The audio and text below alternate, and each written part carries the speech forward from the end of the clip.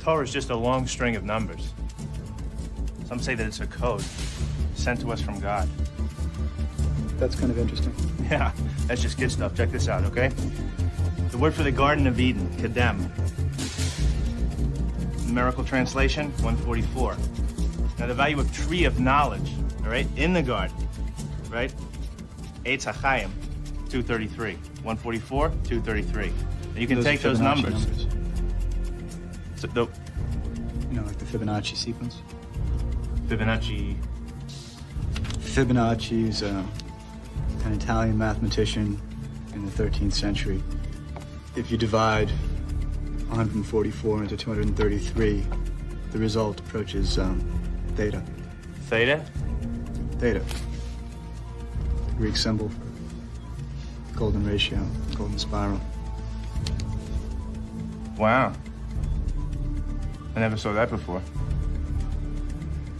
That's like that series you find in nature? Like the face of a sunflower? Wherever the spirals. You see this math everywhere. Welcome back to the Gnostic Informant, and you are about to attain true gnosis. Joining me today is Jay Dolan, author of Taliesin's Map. I got the book right here. I've had this book for a long time, actually, and I just want to show people the link is in the description for Amazon. Taliesin's Map. Check this book out. Link is in the description. The way I would describe it, it's very James Fraserian meets Doomizil. So you are big, you know your Indo-European lore. You also know how to do some comparative mythology stuff. So it's got like, I mean, it's let's see, I'm just going to go through the table of contents. You got the heroes of the Iliad as Indo-European gods, mythological Rosetta Stone, climactic spear throwing scenes of Celtic myth, Lu as Yudhisthira, Mitra, and Baelor as one of the Rudras, Fionn, Gwyn, and Taliesin, the Celtic Rudra, Dagda, the Irish wind harvester. The case for Tyr equals Mitra. You also have, let me see, Apollo and Odin, and let's see, you got all types of the aspects of Odin compared to Irish myth, the Mithraic path for immortality, and the Mithraic mysteries. There's so much in here. There's so much in here. So the book is Taliesin's Map. It's also the name of your YouTube channel. Yes. And if I may share it's, that. Taliesin's Map. Yes. All the links for that is in the description. So you shouldn't have any problems finding the book and the YouTube channel. And it's all in the description. So I'm glad to have you on. Happy to be here. Yeah. So before we even get into our topic, how long have you been doing this for? What's your background? All that stuff. How'd you get into all this stuff? Yeah, my background is actually in English literature. So I got a master's in English literature, and that was back in 2014. And I kind of was building, I guess, unconsciously toward mythology, maybe at that time. Like the first paper that I did in school was on Beowulf and connecting to mythology. But I didn't really get into mythology until like 2017. Like I'd been out of grad school, and I kind of discovered Dumasil and Mircea Eliade and authors like that, and it made mythology seem more interesting to me. It made it seem like there were more possibilities, especially with Celtic mythology, for example, which there are a lot of mysteries about. And so it kind of became my project to see how much more we could learn and understand about Celtic mythology. And it's kind of gone in different directions from there. Yeah, man, your vision, your ability to see some of these details is very, very phenomenal. Like you got a talent for this. I could tell. The book is worth reading for sure, and the YouTube channel. So today we're actually going to talk about your latest video. So I'm going to. I thought we could start off just by playing the first couple minutes of your latest video, just like maybe 3 to 4 minutes of it, and then it'll get people like a little bit on track to where we're going. Basically, what you're arguing is the book of Exodus, in particular, the oldest layer, which is the Song of Moses, if I'm not mistaken, right? Oh no, I'm sorry. The Battle of the 10 Kings. Yeah, Battle of 10 Kings. We talked about Song of Moses, that's a whole different thing. We can probably get into that today. But you've done work on both. This is Song of the Sea and Battle of 10 Kings connection. Yes, that's what I'm thinking of. We talked about the other song at a different time. Okay, so we're going to talk about how you see you think there's evidence of the authors of the Torah borrowing from the RigVeda. And so I watched most of your video and I was like, holy crap, this is really interesting. Literary things are lining up. I mean, I might show this to Dennis McDonald because I don't know if this is a form of mimesis or not. It looks like there's the sequence of events is lining up and the things are happening. Then you can see the deliberate changes, which is also a sign of mimesis as well. People, let me just play a few minutes of it so people can understand where I'm coming from and we can go further. Is that fine with you? Yeah, sounds good. All right. You got paid for that. Never that bad. Never wrong to see an ad once in a while, you know? On them.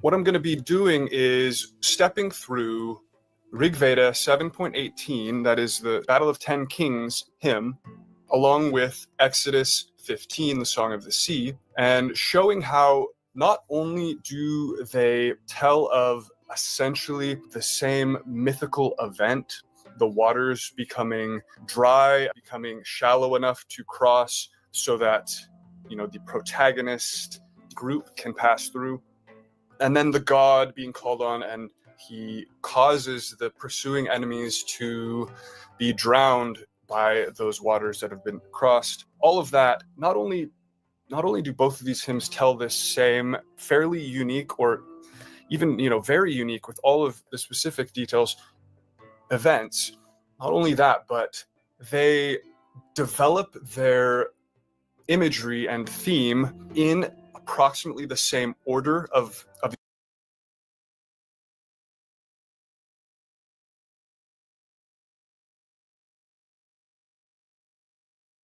muted. Okay, sorry.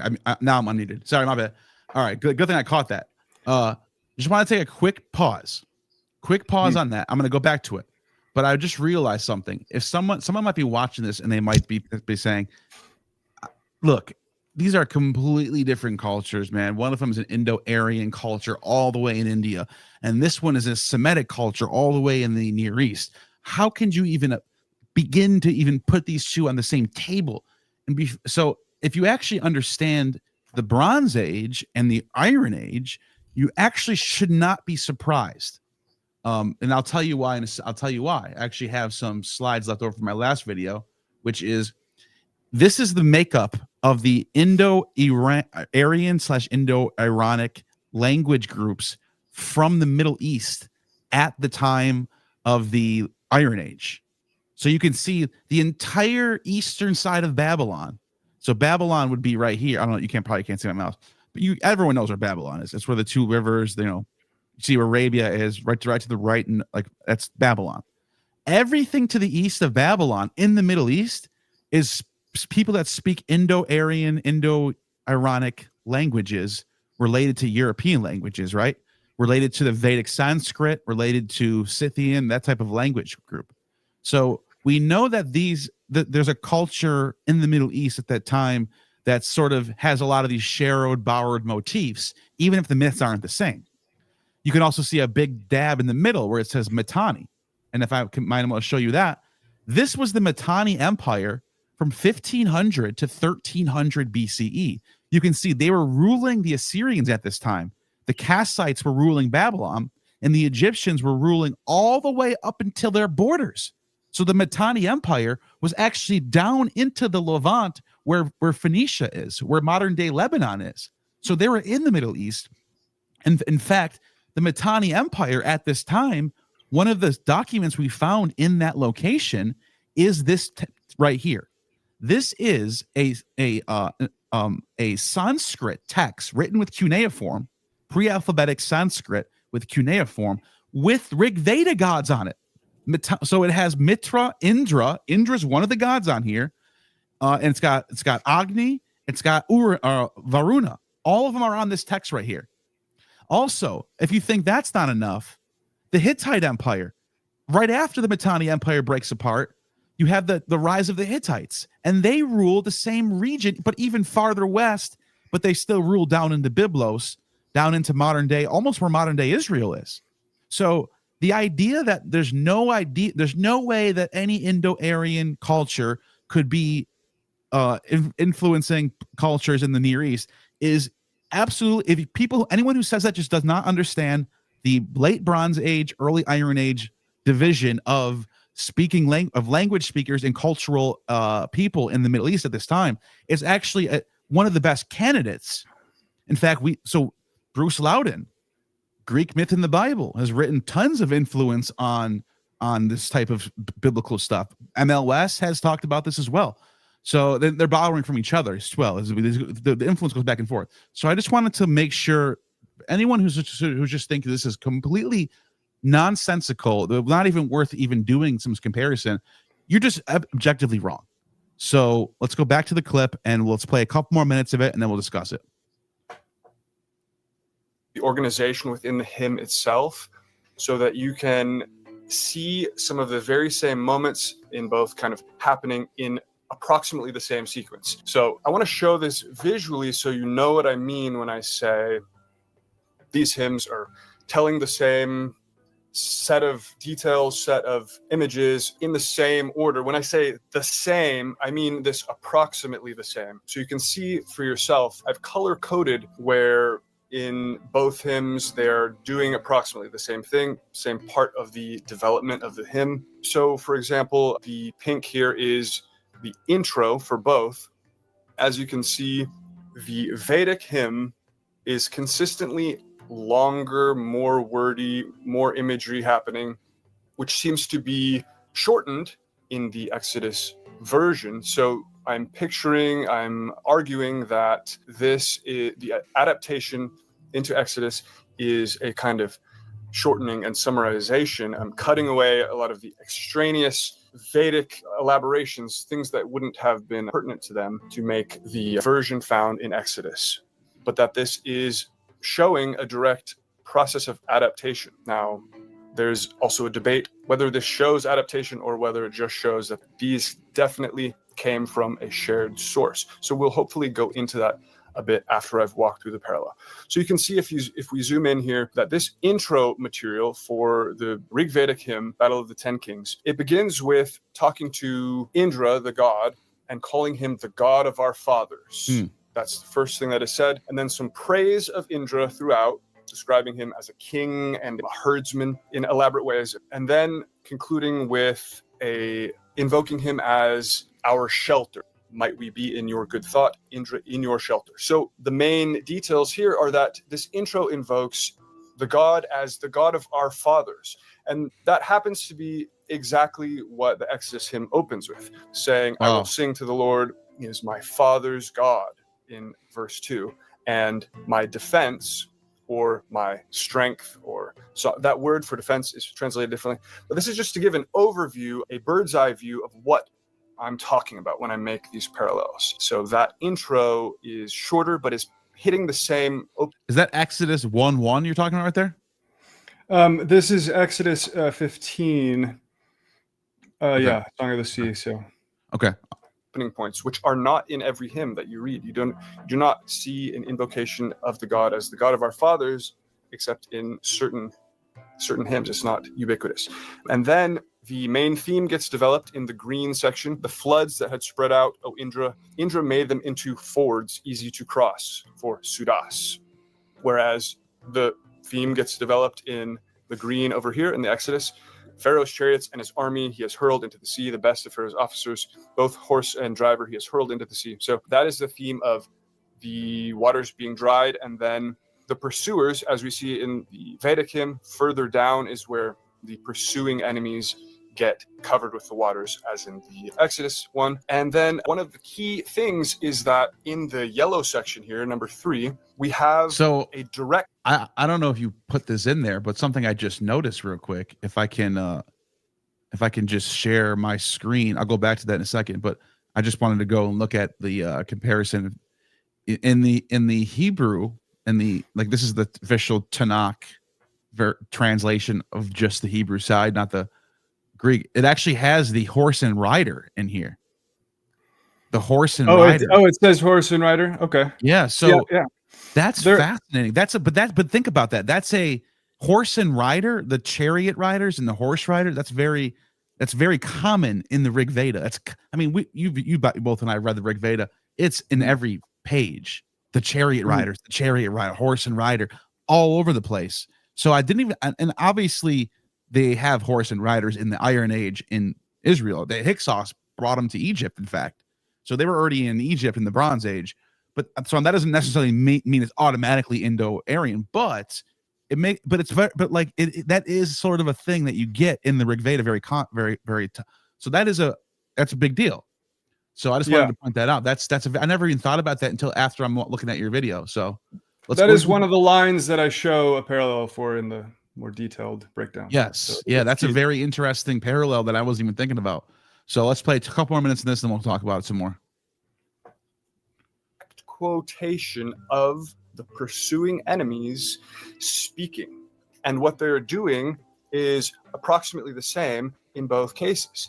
This happens, as you see, we have the intro material invoking God of the Father, then we have some developing of what's happening, the plot, like I said, the waters being made dry and then crushing the enemy, and then right in there, in the midst of that theme, that plot being developed, the pursuing enemies then speak, and what they speak is a quotation, and it is saying very similar things about how they're pursuing for plunder, how they are pursuing greedily as plunderers, as in the Exodus version, the enemy boasted, I will pursue, I will overtake them, I will divide the spoils, I will gorge myself on them, I will draw my sword and my hand will destroy them.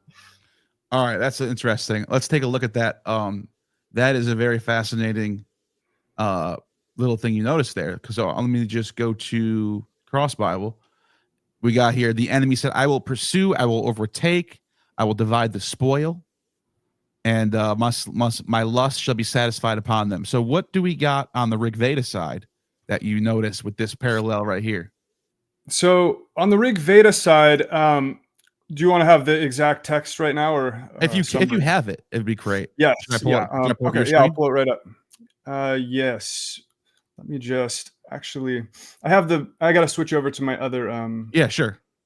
Other While you're doing that, I'll just keep going down here, and it says, "Thou didst blow with thy wind; the sea covered them; they sank as lead in the mighty waters." Okay. That one is good to share. Okay. So yeah, you can see some very specific things happening in the text. Interesting. So we have first of all, right before the quotation, it describes the pursuers as being greedy for plunder themselves, and then they speak, and what they say is very complicated syntax, and it's much more complicated what they're saying than in the Exodus version. But right before that, they're saying the text is describing that they are greedy for plunder. They then speak and say basically, Indra has led us here. Indra is their god as well. Indra has led us here, and he's the chief of the gods. He's the chief. Yeah, he's like the Zeus. Yeah, and then they say, and now he has gone for battle against us. It says here. Let me read the exact text so I don't misquote this. So Simmu, who was vaunting himself above our newer speech, and his taunts too. So that's like the Pharaoh. He's like the Pharaoh. Right away, that reminds me of what's going on with the Pharaoh in this text. Yes. And sometimes taunting himself. He says he's going to take you over. He said he's going to take the spoils. It says it right there. I will divide the spoils. Yeah. Sometimes the word, as I have in my notes here in the Hebrew, is translated as that they are boasting as well. Amar, I guess, can mean both. Yeah, I'm not a Hebrew speaker, but I have some notes about that word. Yeah, and yeah, so yeah. vaunting himself over, that means to boast, to vaunt as well. It then says the Matsyas wedded down in their quest for wealth. So that's the enemy tribe that's pursuing. They're in a quest for wealth.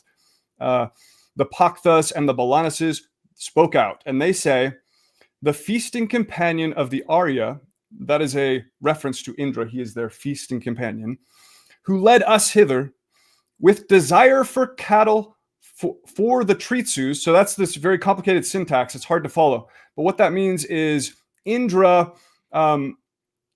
with desire for cattle for the protagonist side. The Tritsus are the like Moses side. Okay. So with desire for cattle, Indra has then turned on us, and we are the superior men. So it's complicated. It's complicated, but it's mentioning how Indra has this desire for cattle as well, and has gone to the side like of the sacrifice, like a sacrifice. No, no, just they are, whoever wins the battle is going to win the cattle, win the spoils of war, essentially. Right. And Indra is always hungry for spoils and gifts and such. So so somehow, at least in this translation, what comes across in the translation, that's all I can report on. But it says, with desire for cattle for the Tritsus, that's like Moses' side equivalent, Indra has gone with battle against us. So it is all about plunder. They want to plunder, and then also the other side wants plunder. Which is clearly what's happening in Exodus with 100%. the Egyptians chasing down the Israelites, trying to plunder them. And then it concludes, with that. But the next gone scene, with battle. He has turned on us, and he's Go ahead. I'm sorry. So so in the Exodus scene, like you mentioned before, they are specifically in their speech, in their quoted speech, they are talking about how greedy they are for plunder. These pursuing Egyptians. It's the pursuing Egyptians saying, I will pursue, I will overtake, I will divide the spoil, my desire shall have. So it's the same theme about plunder, a little bit simplified, but that is the case of the pursuing enemies in the RigVeda version as well. And what's interesting is this point about them saying Indra has turned on us and gone against us is exactly what the Egyptians say. I was just going to say, in almost their only quoted passage in Exodus 14. The lead up to this song is a prose passage in Exodus 14, and almost the only once things get going, the one line of dialogue that the Egyptians have essentially is, the Lord is fighting for them against Egypt. It's the exact same concept. So, but what I was going to say was, after he says, I will overtake, I will divide the spoil, the next passage in verse 10 is that thou did blow the wind and the sea covered them and they sank in the mighty waters, which is like, I don't know if you're trying to say that's like God turned on them. Like the waters literally just fell over them. Is that happening in the RigVeda, or is this what you mean by God turned on them? It is about how they are either being defeated or that act, the water drowning them. It seems to be more about the water drowning them, because you see in that lead up text, it says that they are being wetted down in their quest for wealth. That's in the RigVeda?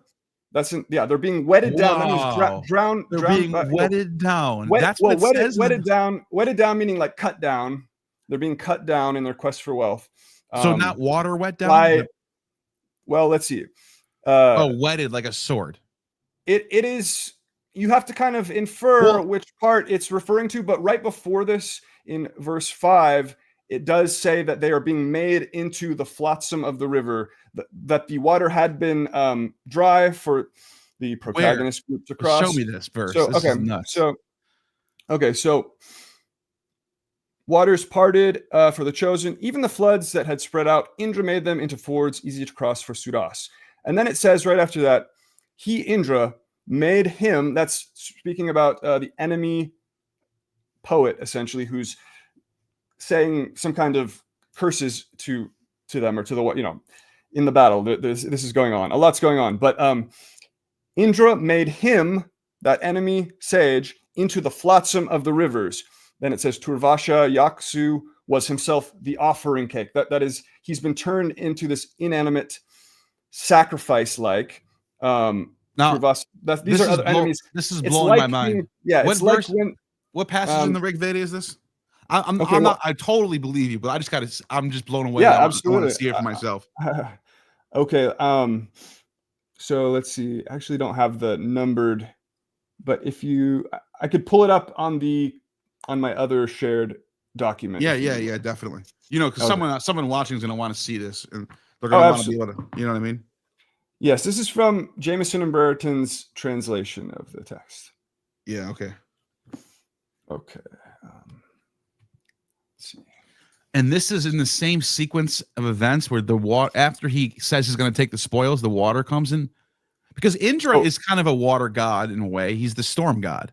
He can control. Yes. He can send a flood if he wants. He is frequently prayed to for crossing rivers throughout the RigVeda, but this is the only time when the river is crossed and then collapses back down in that famous, you know, double whammy concept. And the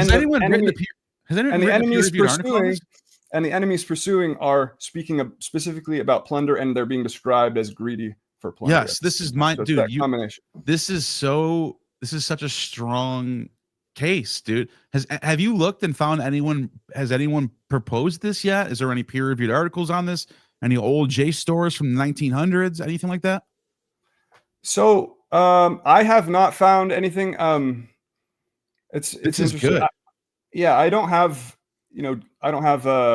university access right now to search every single thing, but sure, if there is, somebody should bring it forward. I would love to see what else is. But either way, I think you should still write an article and publish this, because I think you have a strong case here.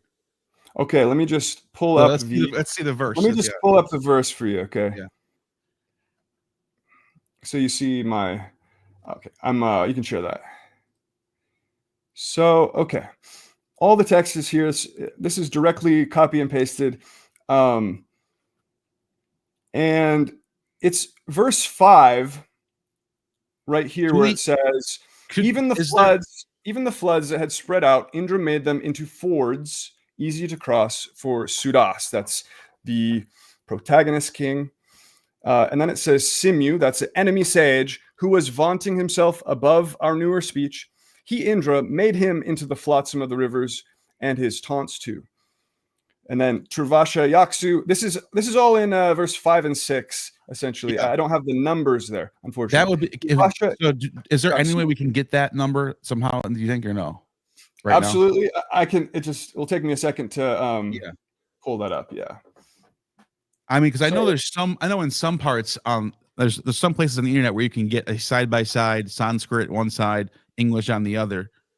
Yeah, you can pull up on wisdomlib.com. I've seen so many variations of these translations. I have 2 different Bhagavad Gitas here, and I'm not joking. When you put them side by side, it's like reading 2 different books. They are definitely so different from each other, and it's just Sanskrit is not easy, I guess. Yeah, this is a pretty up-to-date translation from 2014. It's very respected. I did also cross-reference the Sanskrit, which I don't speak Sanskrit or know Sanskrit, but you can look at the individual words on wisdomlib.com. So I tried to give some context, and I highly welcome and invite anyone who has corrections on the linguistic points. Of course, please contact me. I'm not trying to say that I know all the details about that, but just to bring this to people's attention is also important. So, so we have.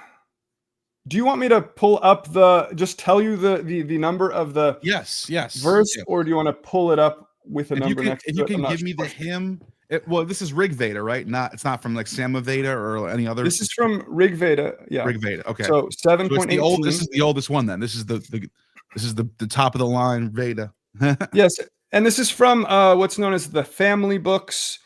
Books 2 through 7 are the earliest chunk, but this is kind of in a later part of the earliest chunk of the RigVeda. So it's quite early stuff overall.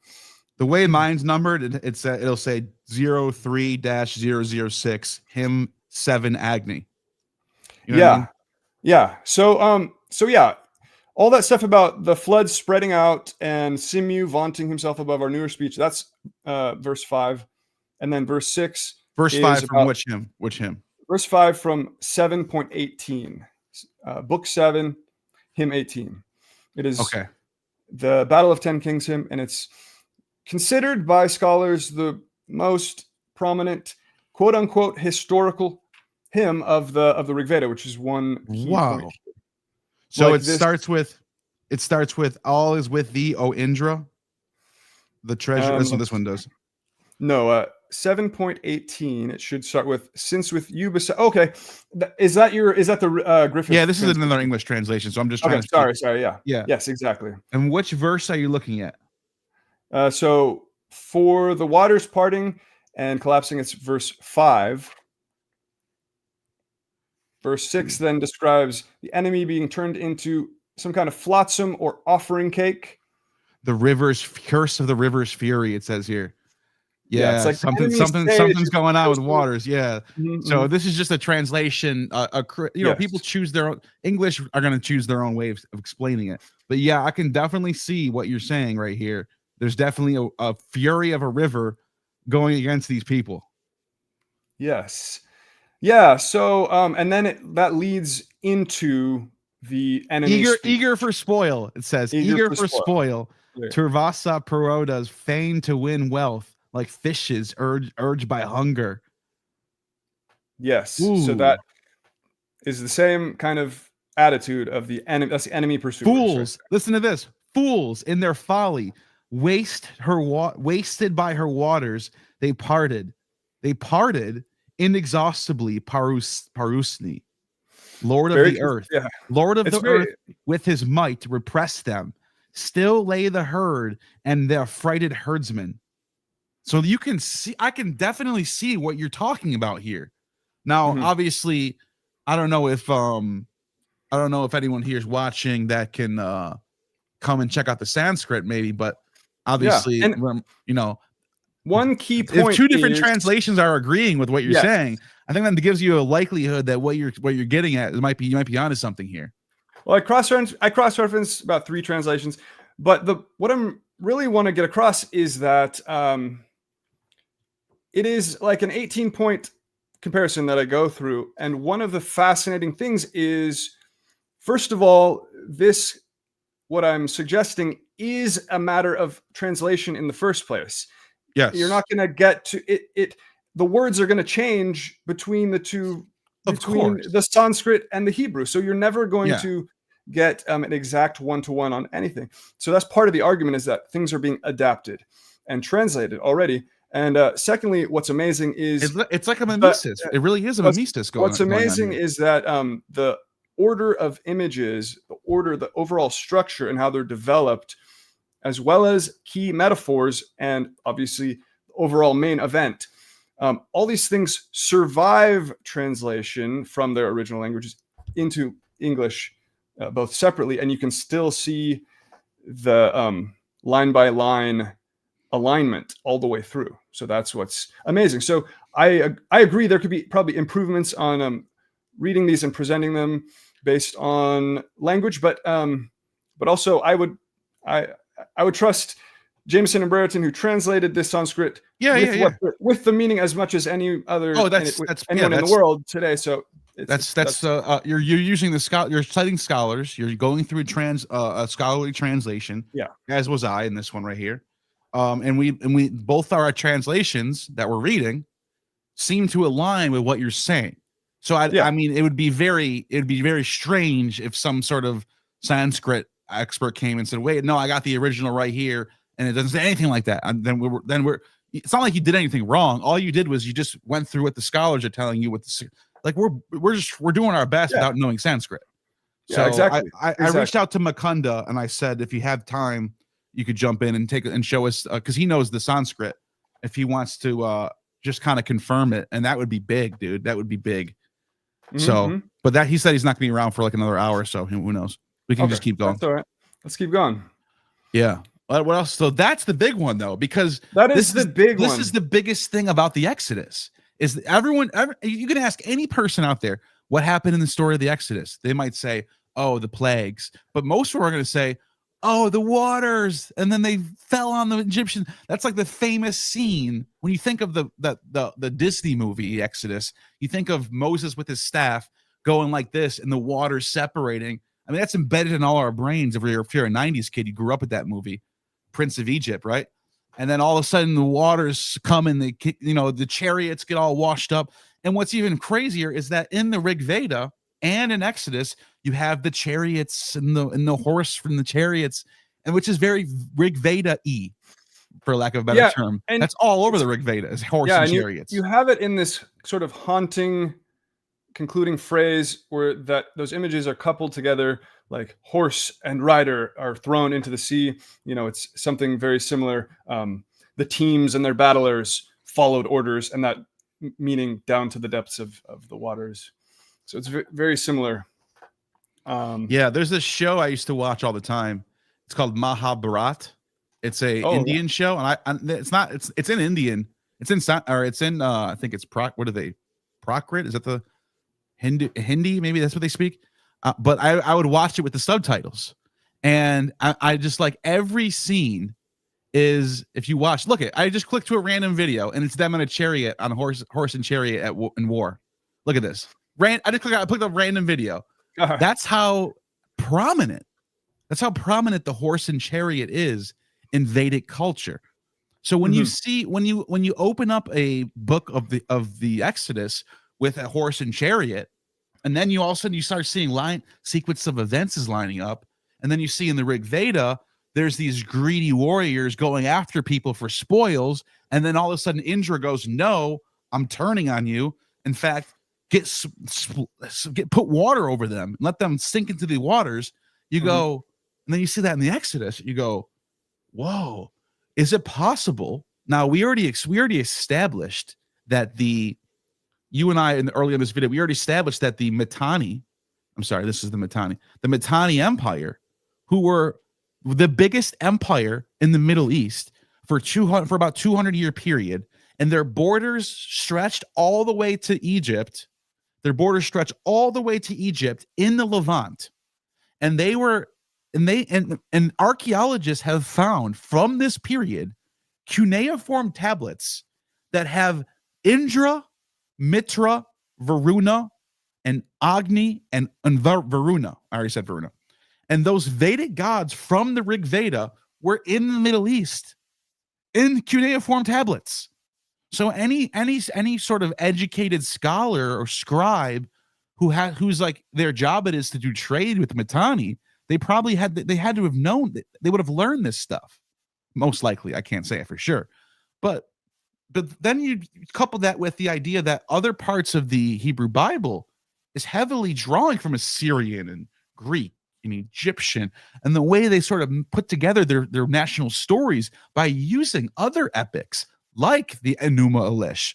And it's clear as day that they do this all over the text.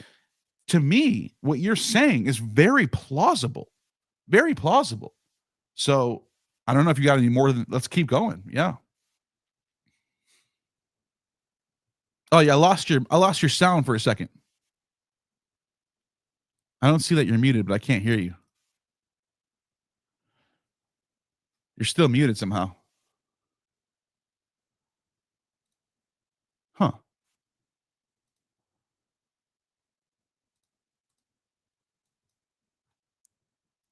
Maybe your microphone turned off or something? Edit mic settings.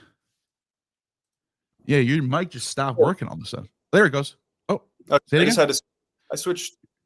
Am I there? Yeah, you're back. You're back on. Okay. I just switched mics.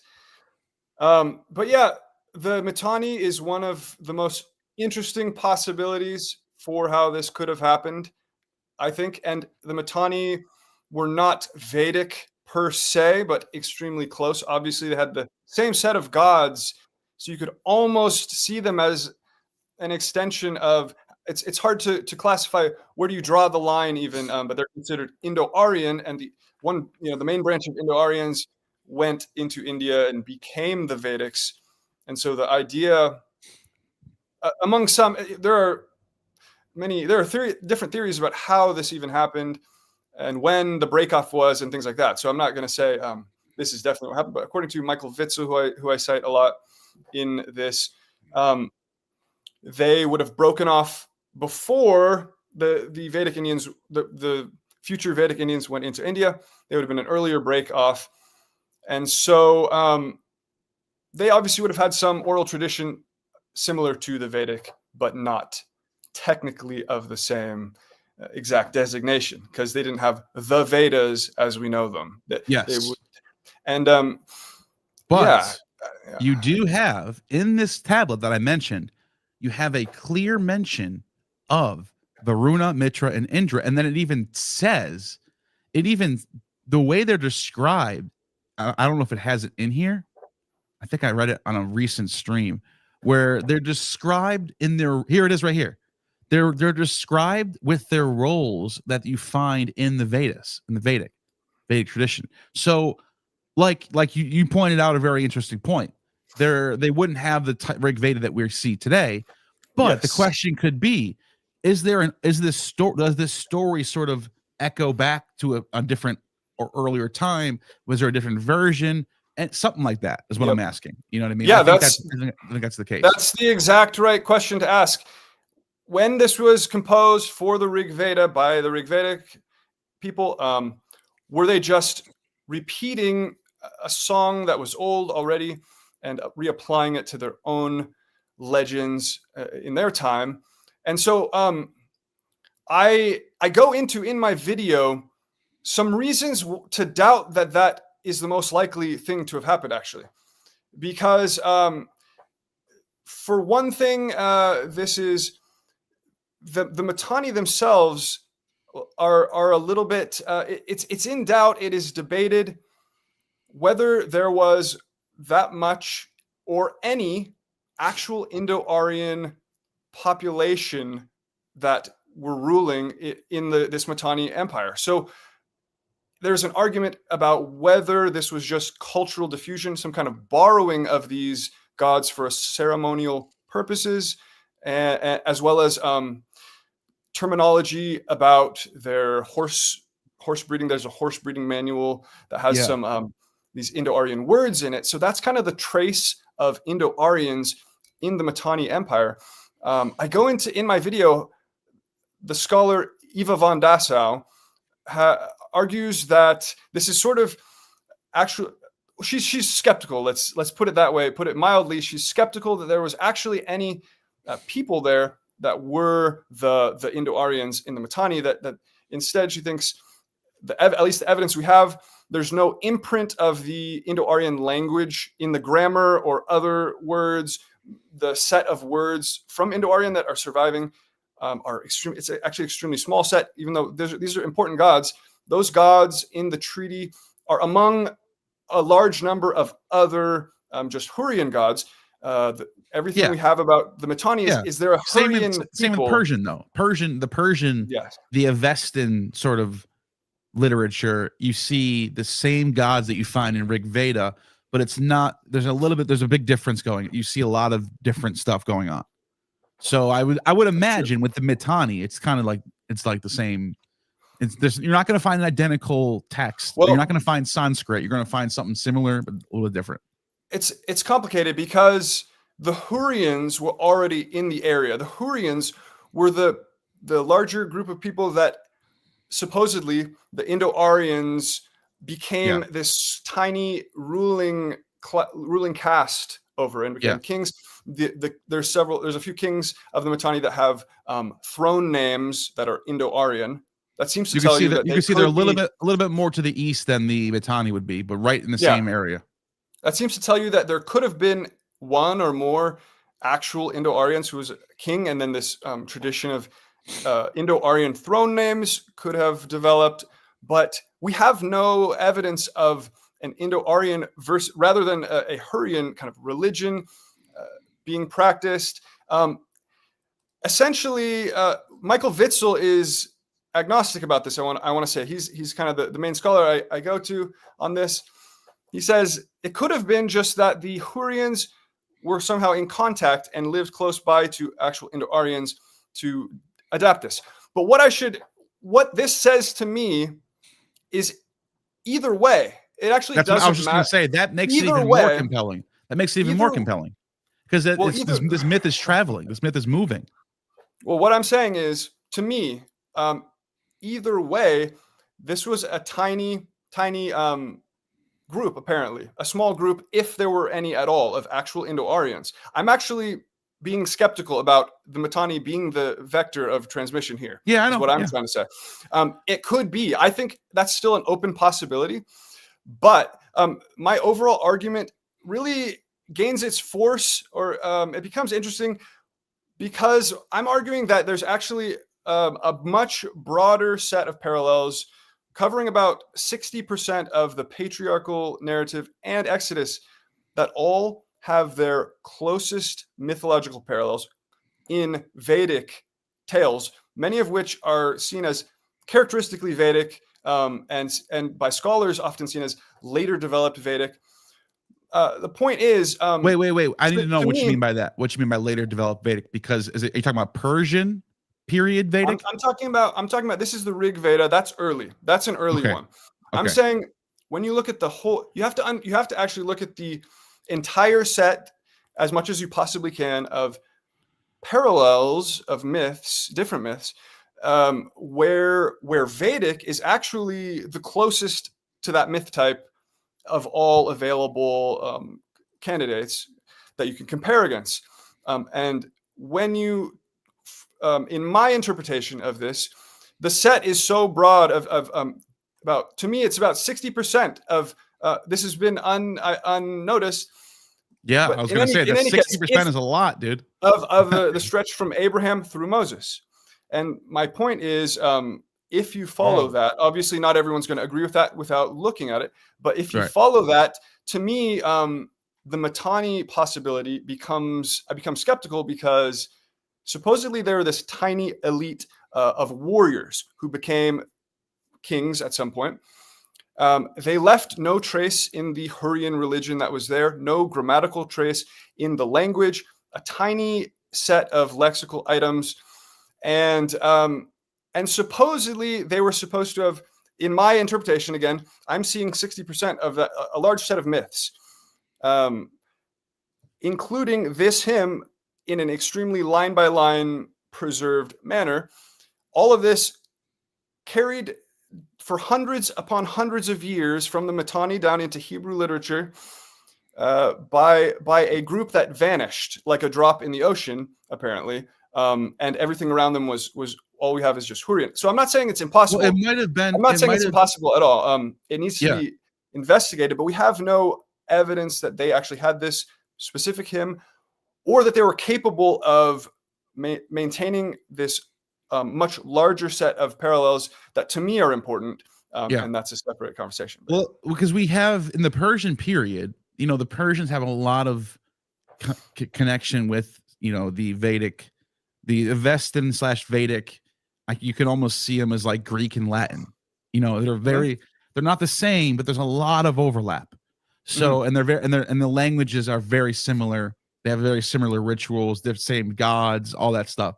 Well, it turns out that in the Yahwistic period, the pre-Judaism period, in Jewish circles, as Gad Barnard points out, you find loan words of Indo-Aryan loan words, and this is all throughout the Hebrew Bible, by the way.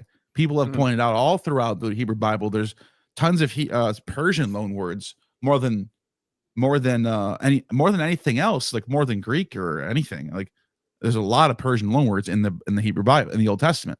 And so one of them, and this is not in the Hebrew Bible, but this is on a script, a text from Elephantine, which is before, to me, this is before Judaism. This might even be before the Hebrew Bible, where it talks about these fire altars. And this is very common, even in Vedic culture, have these fire altars, Agni, right? And they instead of using their own Hebrew word to describe a fire altar, they describe it as atradan. Atradan is not a Hebrew word. Why would you do that? Why would you just go? Why would you and I would call it a fire altar? Imagine if we just decided to call it an Atradan. That means you're doing something cultic or some sort of cultural appropriation of something that you're learning, something that you're borrowing from an outside group. That's what that suggests to me. And so they use this word Atradan, which according to Barnea is it says in the context of then reigning cultic worldview, there was no problem whatsoever for Yahweh to be assimilated with Ahura Mazda, a process which also reflected in the biblical text, especially Deuteronomy, Isaiah, and Ezra. Worship of a non-assimilated Ahura Mazda was expected only of Mazdans, at least nominally. Among other cults, Philip Karenberek explains Zoroastrian may be perceived as a progressive Iranian tradition whose coexistence with local traditions was accepted as a matter of course. Now, I guess what I'm trying to say is you can see this as something to compare what you're doing here. Like this tells us they are open to borrowing sort of other things outside of what you normally would see in sort of the Semitic cultures. You know what I mean? Yeah, absolutely. It shows they are doing that at that particular point, that they're open to doing that.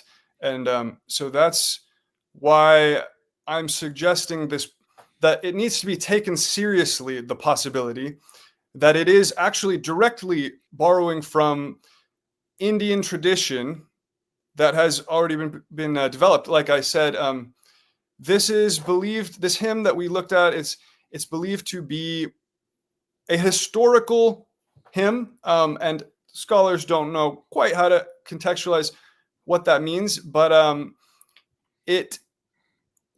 we don't see that motif in other places, other examples, and well, yeah, you can't really know what historical means, but it's there's an ideology in the RigVeda as well about the speech in the composed hymn needing to be brand new poetic compositions for the ritual to be efficacious at all, and for the god to be compelled to come to the sacrifice. And for this reason, we have in the RigVeda, it's 1,028 hymns. It's a large set of hymns. Yeah. And no hymn ever repeats itself. They are multiple points, as I go into my video, multiple points. They specifically say, I'm making a new song, a new hymn, which you see that in the Psalms as well. But there's no indication that was tied extremely closely to the ritual itself being efficacious. The whole purpose of the hymn was to cause this gift exchange and to compel the god, and also to honor the patron at the same time, so that he was getting the best praise. And so the newness of the speech, it was sort of like the Greek agon, the poetic agon of competition.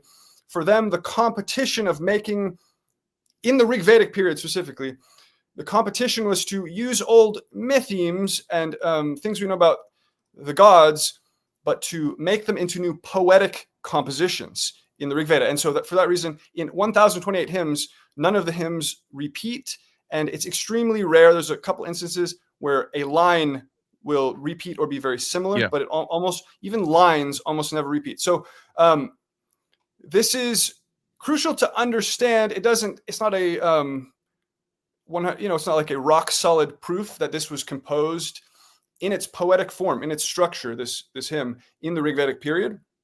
But to me, it has to be taken into account that this the entire core of their sacrificial ideology of their religion was actually to make a new composition using mythic material that's old, but the poetic composition was supposed to be new. Yeah. And in this hymn, it's structurally the images in a similar, very same order in a lot of ways. And then even the key metaphors seem to be about the same, in different languages. So let me pull up one more. Yeah, before you do that, I just want to make a point. Before you do that, pull that up, and I'm going to make a point on that, because in Herodotus, he describes Indian contingents serving not only in Xerxes' army, but being stationed in Egypt, he says.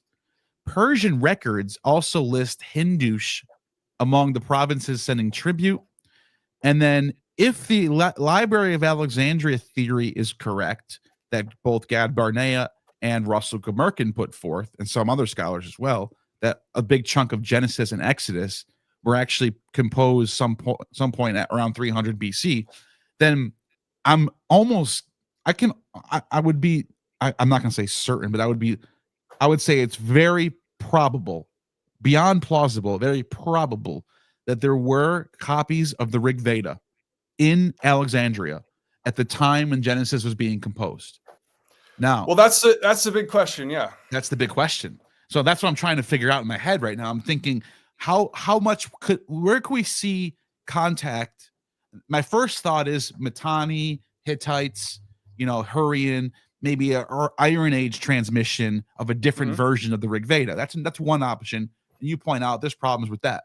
Another option is a more direct, which is during the Persian period, these Indians who are part of Xerxes and Cyrus's empire are being, and he does this for the Greeks too. He takes the Greeks and he relocates them all the way to Afghanistan.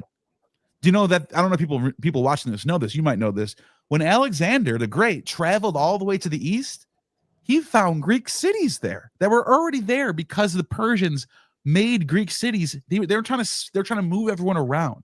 So they took people from India, put them in Egypt. They took people from these Greek cities in Cyrene, North Africa, and moved them all the way to the east. The point I'm trying to make here, and I'm trying to show people, there might have been direct contact with Indian mercenaries or Indian travelers in Alexandria, Egypt, or in North Africa, and there might have been copies of the RigVeda in Alexandria, Egypt. Is this speculation at this point? Yes. But I'd be curious to see if there's any scholarship that knows if this is the case. Because if we could, I mean, if we just like, oh, there's a copy of the RigVeda, there's a manuscript of the RigVeda here, then it's like, holy shit. But yeah, I'm speculating. Yeah, well, that is a good question. Everything I've seen, says they don't really know if they could have had. There's a lot of just unknown about what they even had at Alexandria. There's Buddhist temples in Egypt. So, oh wow, we know, that we know. Right. I mean, there were contacts opened by Alexander, obviously, to India, and Alexander contacted an Indian sage, supposedly in India, and brought him with him, and he became Alexander's teacher, an Indian sage. An Indian gravestone of a monk named Thetis Dharmarakita, with an inscriptions in Kharosthi script in Alexandria, Egypt, 1st to 2nd century CE. Clement of Alexandria talks about meeting in Indian gymnos in Egypt. That's all I can really pull up just from a quick search. But yeah, so that's a little bit later, obviously, 1st, 2nd century CE. That doesn't really help us with the Old Testament, but something to look at. We need to, it's something we can look for as we unravel. You said you wanted to pull up another passage? Yeah. And like those things that you mentioned, those are things I would love to know how this happened, because I'm not saying one way or another. But let's. Yeah. So for this, like I said, the enemy is depicted as sinking objects in different ways that are somewhat similar, somewhat different. Quoted enemy speech that we went through. They went foolishly into the waters, and none survived. So a similar phrase there. They came to the Parushni River to a failed end as if their real goal. Not even the swift one made it home for supper. And in the Exodus, I saw that in here. The swift one. That reminds me of the swift riders on the horse. Yes. Yeah. That sounds like a reference to a swift. Like, what else would a swift one be? A rider on a horse. I mean, that is what it's describing. Not even the swift ones, essentially. So they all died. And so in the Exodus version, the entire army of Pharaoh that had followed the Israelites across the water, of course, into the sea, not one of them survived. So do you see? What is that? Not even the swift. The pure sing this. What does that mean? So, is that horse and rider? It's prishnigus. It's some sort of pun in Sanskrit that, or rather, actually, Parushni is, so the Prishnigus is referring to the enemy tribe, and it has some pun with the river's name, which is Parushni, that I don't quite understand. Really? So why did it's just I'm wondering on your notes, you put a number 10 on the left, horse and rider propelled through into the waters. That's in the RigVeda? Yes. So like I mentioned before, What? it says here, so it says the teams, that means teams of horses, and their battlers, that means the riders of the horses.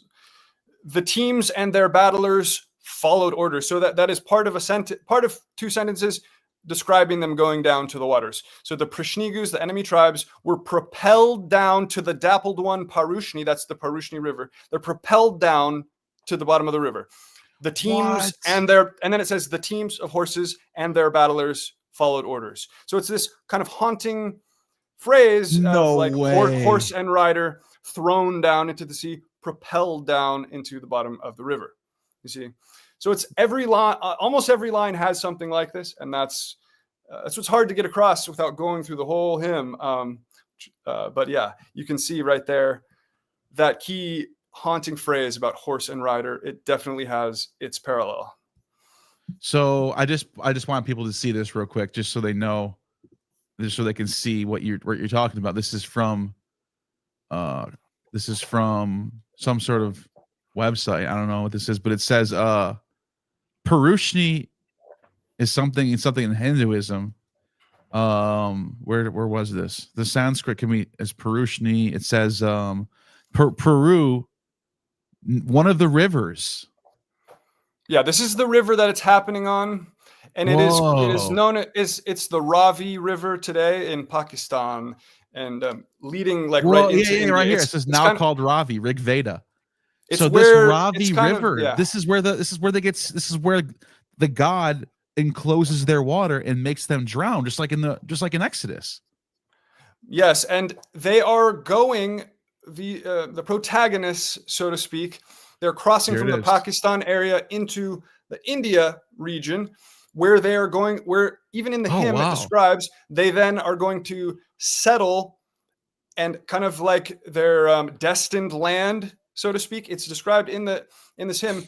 After they cross, they settle and create what will become the Kuru Empire, the Kuru Kingdom, which is the basis of classical Vedic society thereafter. So it's like the big founding of their kingdom. It says it right here. And this is part of the battle of the it says it right here. Part of the battle of the 10 kings was fought on the river. Yes. Yeah. So that's wild. That is so crazy that you found this passage where there's a clear parallel or mimesis or whatever you want to describe it, of these warriors chasing out some people. Did they call them sages? Is that what I saw from my translation? I called them a sage or something that they're chasing. Who are they chasing? But either way, it depends which line. Yeah, they fell, and Indra sends the water to close in on them, and they sink, and they're in their horse and chariot, just like in Exodus. Now look at this. Look at this next metaphor. Just building on that. So there's kind of this keystone metaphor, in my opinion, that connects between both. In the Exodus hymn, you have this sort of one of the most prominent, one of those memorable, there aren't that many metaphors, there aren't that many figures of speech in the Exodus hymn.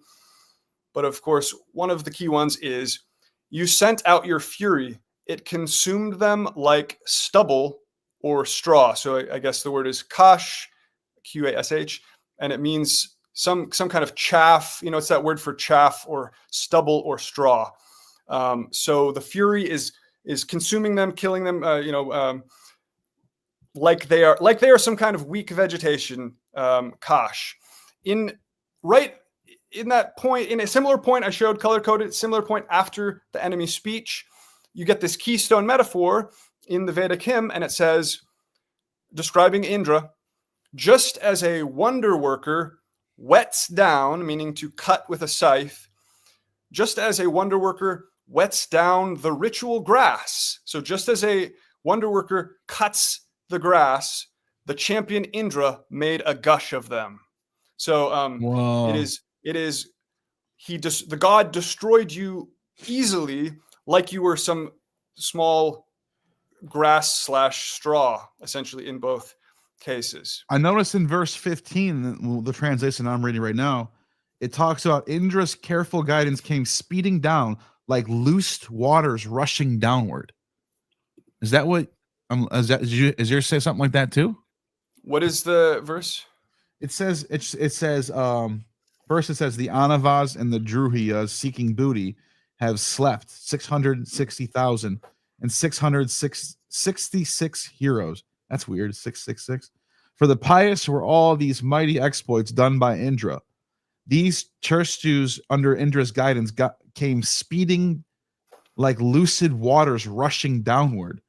The foemen, measuring exceedingly closely, abandoned to Sudas all their provisions. The heroes sighed who drank the dress oblation. Indra's denier, far over the earth, he scattered. Indra brought down the fierce destroyer's fury. He gave them various roads, the path's controller. Mm-hmm. Yeah, the translation I have is similar in different words. Yeah, you didn't want to hear that. Yeah, I mean, I'm curious to see how yours sounds, how this sounds, because either way, what I'm hearing is something like the wrath of God sending down waters on these people to crush them. That's what it sounds like. Yeah, these Tritsus, that's the protagonists, constantly laboring alongside Indra, ran like waters released downward. So it is the protagonist people themselves, apparently running like waters that are released downward. So it's just a metaphor about them and their movement. It's like a repeating of what just happened, kind of. Yes, exactly. Yeah, it is. It's echoing that motif through the action of the people as well. Right. So. That's fascinating. Yeah, it is fascinating. One of the other fascinating things is after this kind of went through the main points of the first half of the hymn, it then in the latter third or latter half of the hymn, it changes pace and it suddenly goes into a long list of named enemy tribes that the god has defeated. Okay.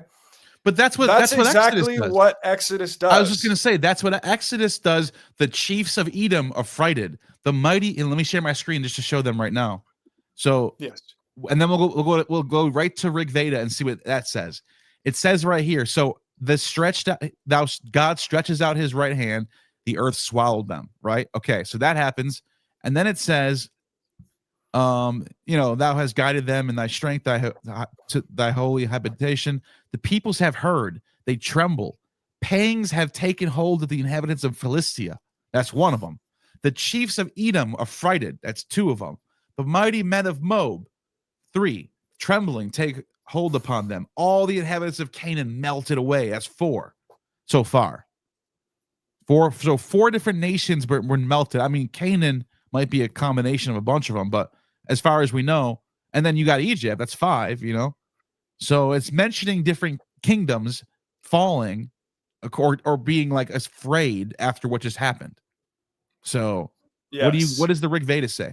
Yeah, and key here is the fact that throughout this particular part of the hymn, the Exodus hymn repeatedly refers to how they have been redeemed, how they are the people who have been redeemed by God, sort of repeating that how they are chosen and that they are, in this special bond with the God.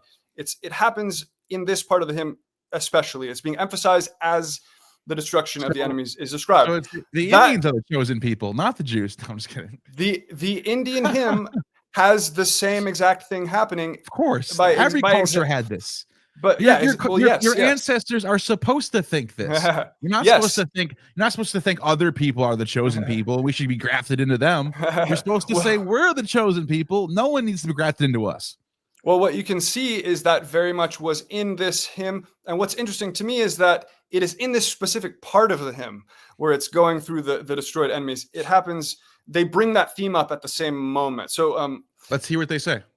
The famous old Kavasha, he is referring to Indra, of course. He wrenched down into the waters, and Anu and Druhu, he with the mace in his arms, The ones devoted to you, that's themselves, the ones who are properly devoted to Indra, who cheered you on, were choosing your partnership or friendship for their partnership. So they're in a partnership.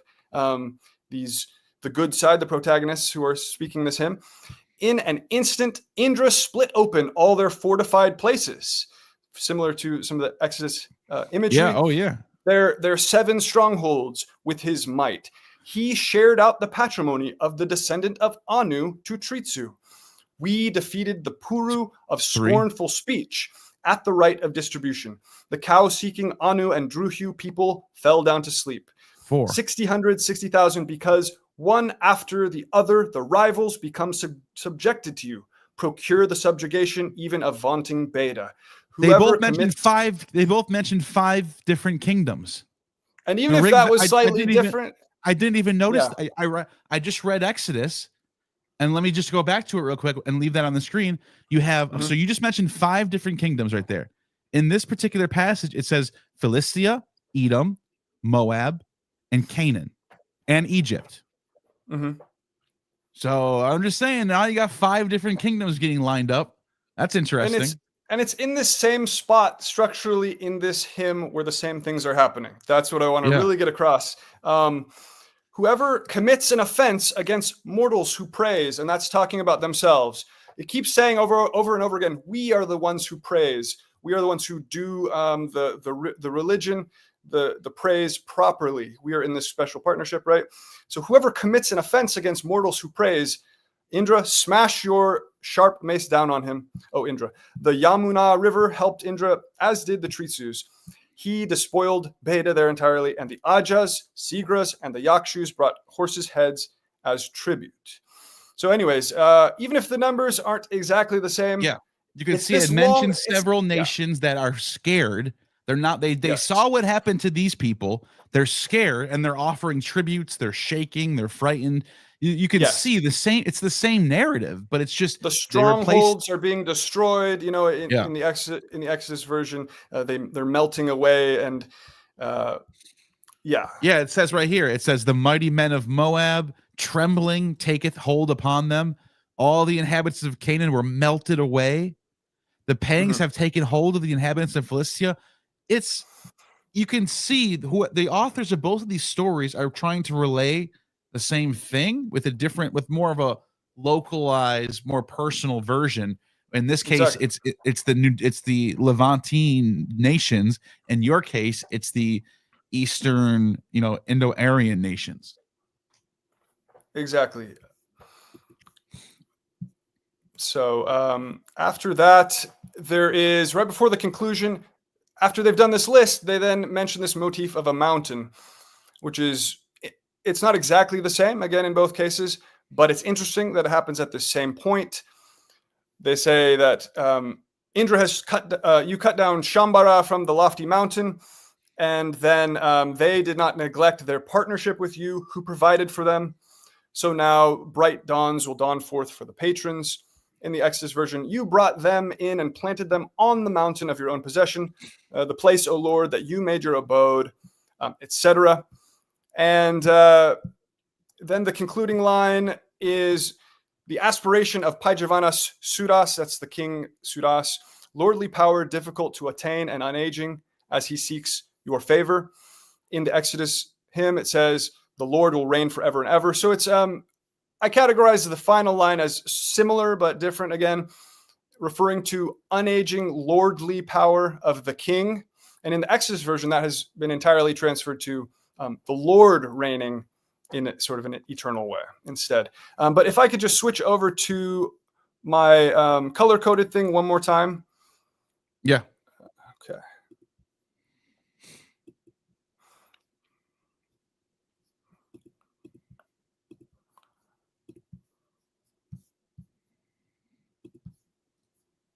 Okay. So, I'll just read this one out real quick.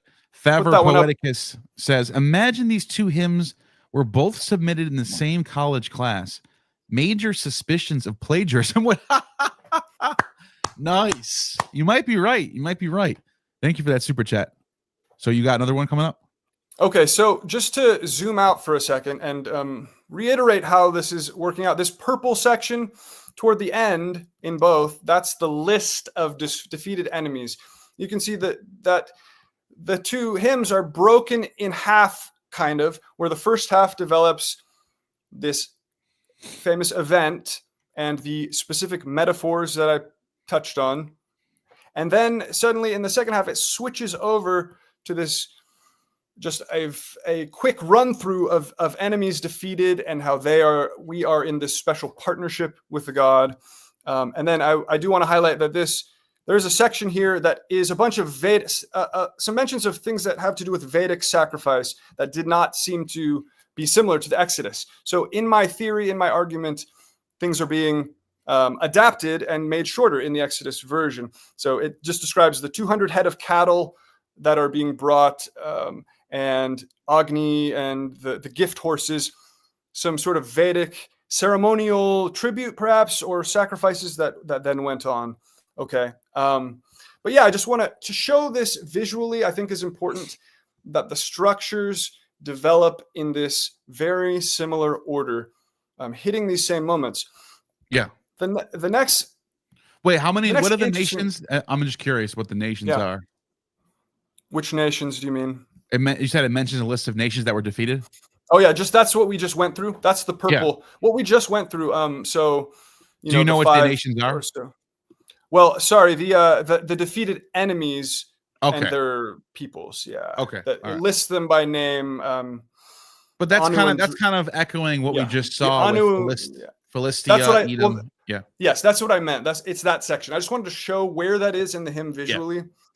The Anu and Druyu people fell down to sleep, etc. You can see just that they are in the same locations in the structure of the hymn, and that's really important. That is, the sequence of events is important. Yeah. When you're looking for parallels, one of the biggest telltales is the sequence of events. That's the difference between a mimesis and just a parallel. This is borderline mimesis at this point because of the sequence of events lining up. So. Yeah. And the other thing about this visual breakdown is I can pull up some quotes here. Once again, apologies for switching back and forth. No, you're good. But I would love to bring this up if I can. Yeah, I'm just going to pull up. I'm just going to read the next super chat while you're doing that. Daniel Kyle, thank you for the 5. How you doing? Good to see you. Isn't Moses like the Scythians, using a mobile tent for cannabis oil and incense? Exodus 30:23. Cannabism was spread by the Scythians who settled Scythopolis. Yeah, I wouldn't be surprised if. Obviously, we know that the Scythians, the way they got to Scythopolis was through Alexander. Alexander conquered the East, and he, according to the Royal Journal and in Arrian, you could read this in Arrian right here. Arrian is the campaigns of Alexander. He says that the Scythians, because they were so loyal to Alexander and his father, all the way from the Thracian Wars, all the way to the Persian Wars, he basically said, you guys are going to stay back. We're going to put you guys in this, basically in Israel. And they put up a fort hold there called Scythopolis. And it became a Scythian city for the next 300 years. So that's right around the time when the Bible when Judaism starts to become a thing. So is this when they start getting introduced cannabis? Maybe. You're right. Herodotus tells us that the Scythians use cannabis. So maybe this is what they brought there. Maybe this is how they got it. I think this is a great super chat. Thank you for that. Yeah. So one thing about that structural point, the Exodus hymn, or the RigVeda hymn rather, that point where it breaks into a list of defeated enemies, it's actually shifting to mainly describing a second battle different than the first, okay? And it's obviously different in its theme of what's happening. It's just listing a bunch of defeated enemies. But there's actually 2 battles that happened, one at this Parushni Ravi River, crossing over from Pakistan, or in Pakistan. And then secondly, the Yamuna River, which is over in India, I believe, and it's kind of near their destination where they're going to set up their kingdom. But that is what's happening in the hymn. In the second half, it's describing this battle on a different river, the Yamuna River. So it's actually two different battles stitched together, so to speak, or described back to back in this one hymn. But it has, a reason that it is that way. It is describing these pretty clear battles in these locations, following the trajectory of this group as they're moving. Okay, and what's fascinating to me is that Joel Baden, the neo-documentary hypothesis, right? Is he a neo-documentary hypothesis scholar? He has a Twitter thread where he goes through a large chunk of the Bible. I can't remember how much he goes through of the Hebrew Bible. Oh, yeah, he's a Hebrew Bible scholar. Yeah, but he has this fascinating Twitter thread. It's even cited on Wikipedia for the documentary hypothesis. His Twitter thread, right, is cited as kind of some of the main citations, which is fascinating. Sure. But it's this very serious Twitter thread he did, going through why each verse, each chapter in the Hebrew Bible is attributed to a different documentary hypothesis author, and how that works exactly. So what he says in his Twitter thread about Song of the Sea is this: the battle scene in the first part of the poem was not originally about the Exodus or the event described in prose in Exodus 14. It is a hymn to Yahweh's military victory at a body of water. Yahweh's military victory at a body of water. Egypt is mentioned only in 14:4. There is no other context related to the Exodus. You couldn't come close to reconstructing the narrative context or content of Exodus 14 from this song. It's only because we have the prose first, that is Exodus 14, that we assume the song, Exodus 15, is describing that event. In fact, it's probably, Good point. It's probably quite the opposite. Every time I hear anything from Joel Baden, it's always something smart. And then also, I think it is more likely that the prose accounts are building off the song, creating an Exodus event on the basis of this hymn. So as if the hymn, existed originally, and then they tried to work that around it and tie it into their leaving Egypt narrative, is what he's saying. So he's saying it obviously wasn't part of the leaving Egypt narrative in his mind, just looking at this from his perspective. Jay in particular looks to follow the song pretty well, but P has some connections too. But then this last point is one of the most interesting. So he says, point is the independent song, the next thing is what I wanted to draw attention to. Regardless of age, the song comes in two major sections: the battle scene in 15:1 through 12, and the guidance scene in 15:13 through 17. That is when Yahweh guides his chosen, favored people to their promised land and destroys the enemy nations, as we went through. 15:18 is a nice hymnic tagline. Some argue that these sections were originally separate poems, since the content shifts so dramatically.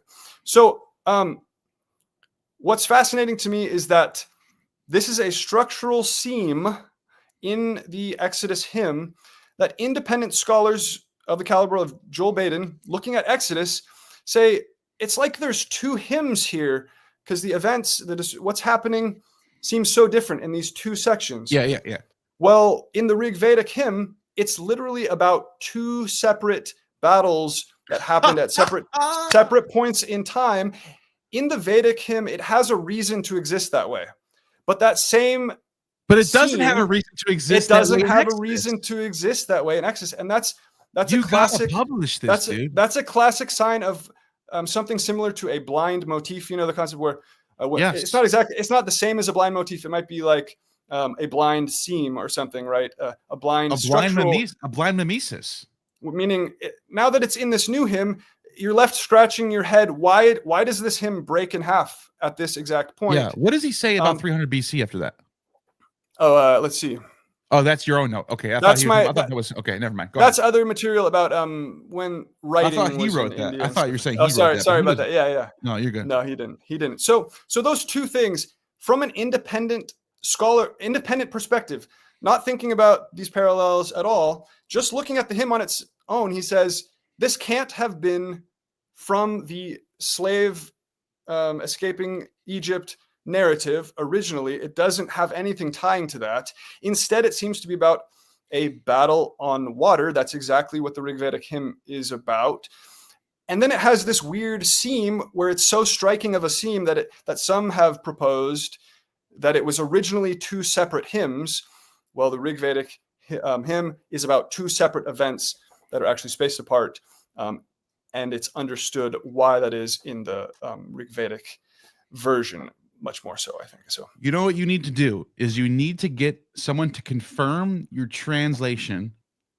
Get a scholar that can help you co-sign and make sure that the Sanskrit is all green lighted, and then you got to get this. You got to get this published, because this is going to solve. This is not just you discovering mimesis, but this might help the documentary hypothesis.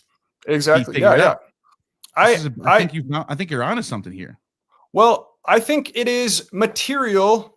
It's a factor that has to be brought into that discussion. And obviously, people will interpret that differently. I'm not saying what it says or doesn't say per se, but I do have a friend who's been discussing with me. He's very big on the documentary hypothesis, and he's telling me how this can fit with the documentary hypothesis in these other ways, and it shows that this author could have done that. And I also was just reading Gomurkin's "Can the Documentary Hypothesis Be Rehabilitated?" So that's another take on how that could have happened at Alexandria in a more shortened amount of time, some kind of complex collaborative project that he pictures. So there's different ways it could be taken, what it means. But I do think if this is an adaptation, so to speak, from Vedic material, it can tell you a bunch of information about the sources, and that has to be factored in at an early point in trying to figure out how that could have come together, because there's a lot that can be taken from it. Well, here's another thing I want people to think about too. It's not just this that you find. I've already noticed some really strange parallels with the Nasdaya Sukha. Basically it's a RigVedic creation myth, and how much it lines up with Genesis. It's okay. Then even non-existence was not there. Here's the Sanskrit. Here's the transliteration. Here's the translation by Basham, historian Basham, 1954. So I'm going off that. It's all I can do right now. Then even when non-existence was not there, nor existence, right? Let's do one piece at a time. Then non-existence was there, nor existence. All right, that's one thing we can look at. Now check this out. Let's go to Genesis. The earth was unformed and void, and darkness was on the face of the earth. That's okay. You could see, okay, they're kind of similar, right? You're kind of like, okay, let's go back to the RigVeda then. Back to the creation of the RigVeda. There was no air. The space beyond it. What covered it? Was cosmic fluid. Depths. Notice how it's fluid, like waters. Depths unfathomed. Then there was neither death nor immortality. The one breathed windlessly and self-sustaining. There was that one. This is monotheistic in a way. And there was no other. At first, there was only darkness wrapped in darkness. All this was unillumined by cosmic water. The one which came to be enclosed in nothing arose at last, born of the power of knowledge. In the beginning, desire descended on it, the primal seed, blah, blah, blah, blah, blah. Okay, so let's just pay attention to that for now.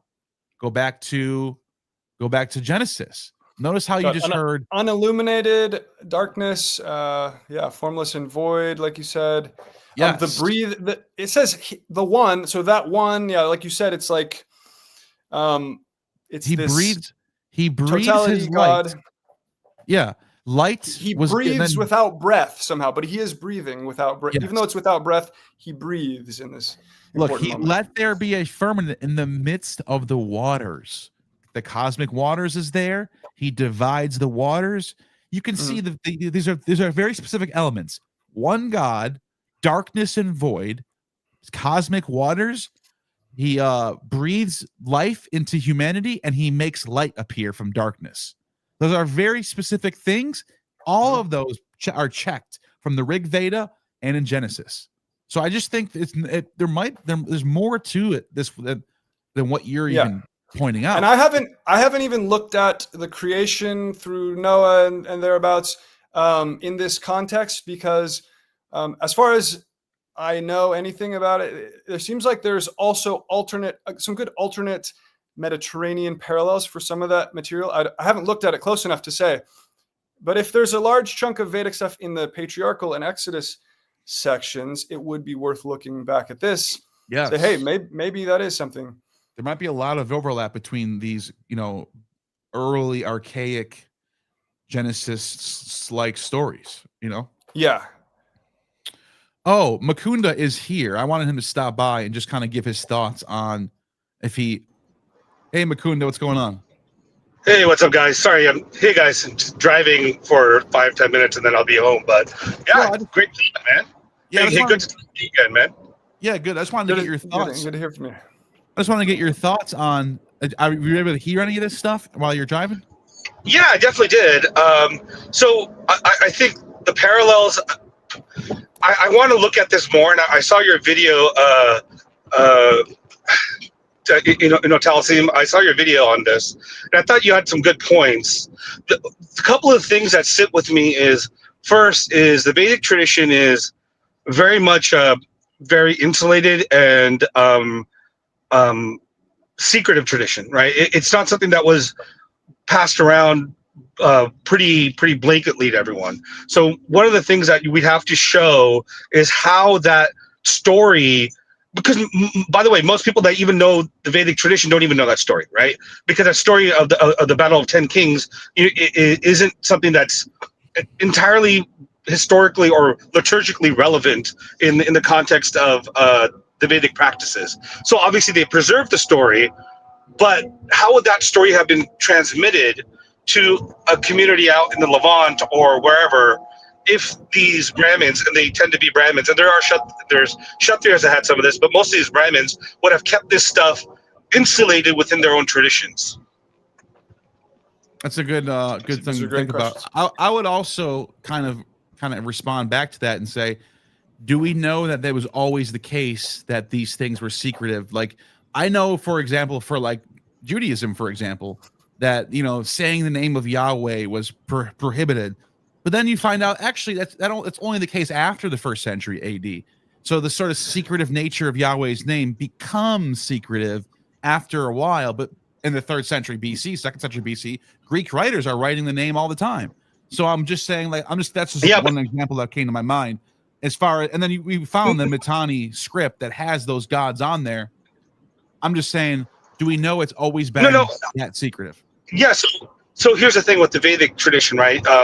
So it is one of the most, and Witzel even talks about this in his books. I think his first and second book, he talks about the nature of the Vedic hymns being preserved in a way that is almost like having a tape recorder. You're listening back into 1500 BC or whatever the time frame is.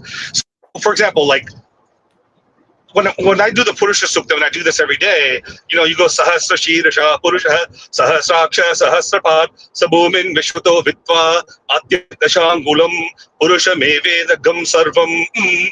There's these intonations and the way the word is chanted that is passed down only in oral tradition, right? The writing in the RigVeda, any of the Vedas, doesn't happen until probably the 5th or 6th century CE. So there's no writings of the Veda at all that exist, even in any archaeological finds. And in fact, the tradition itself will say you can't write this down because it becomes ineffectual, right? So in order for someone to learn the RigVeda, which is 10,208 verses, that actually is like 21,000 lines, if not more than those lines. They spend about roughly 12 years learning this. And they only learn it from either their family books, which is known through their family tradition, which is usually connected to a shaka. So the RigVeda originally had probably something like 100 different shakas with these branches, ways to chant it, ways to memorize it, ways to hold it. Now the words didn't change at all, but what would change is actually the way you chant it. So for example, the same Purusha Sukta I just said, Sahasra Shirisha Purusha, that done in Madhyayana, which is a certain branch, shaka of the RigVeda or of the Yajurveda, you would say Sahasrashirasha Purakaha. So there's a change in the words from sha to a ka, and you find these changes within the branches. So it becomes much more difficult for the preservation of a text by just like kind of like hearing it. It's because they're so the precision on the language, the intonation, the wording is so vital to them, because like for the Veda, the vak or speech is the most important thing. You have to write speech, like the way you chant is very important. In the ritual itself, you have a certain priest that sits behind chanting in their mind the same chants that's being done by everyone the whole time. Yeah. Well, I have to jump in here. We're not talking about a translation of the RigVeda here. We're talking about a retelling, possibly a similar retelling.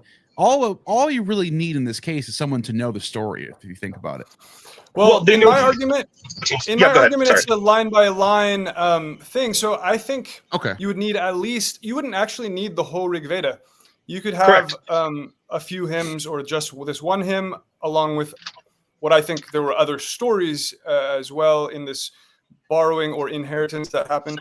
But yeah, you would need this hymn in precise detail for these structural and linguistic things to carry through.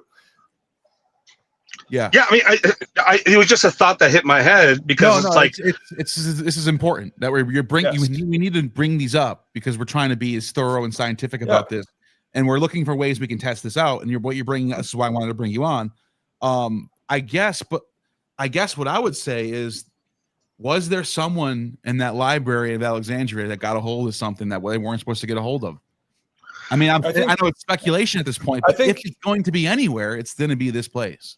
The question is, does this shift things more toward, actual Indians moving, like you said, being moved around and them being in contact directly and somehow gaining this, which we have evidence for. We have evidence for. So that is open Indians possibility, and also you also have just among many possibilities, you have Alexander the Great, the emperor himself, going to India.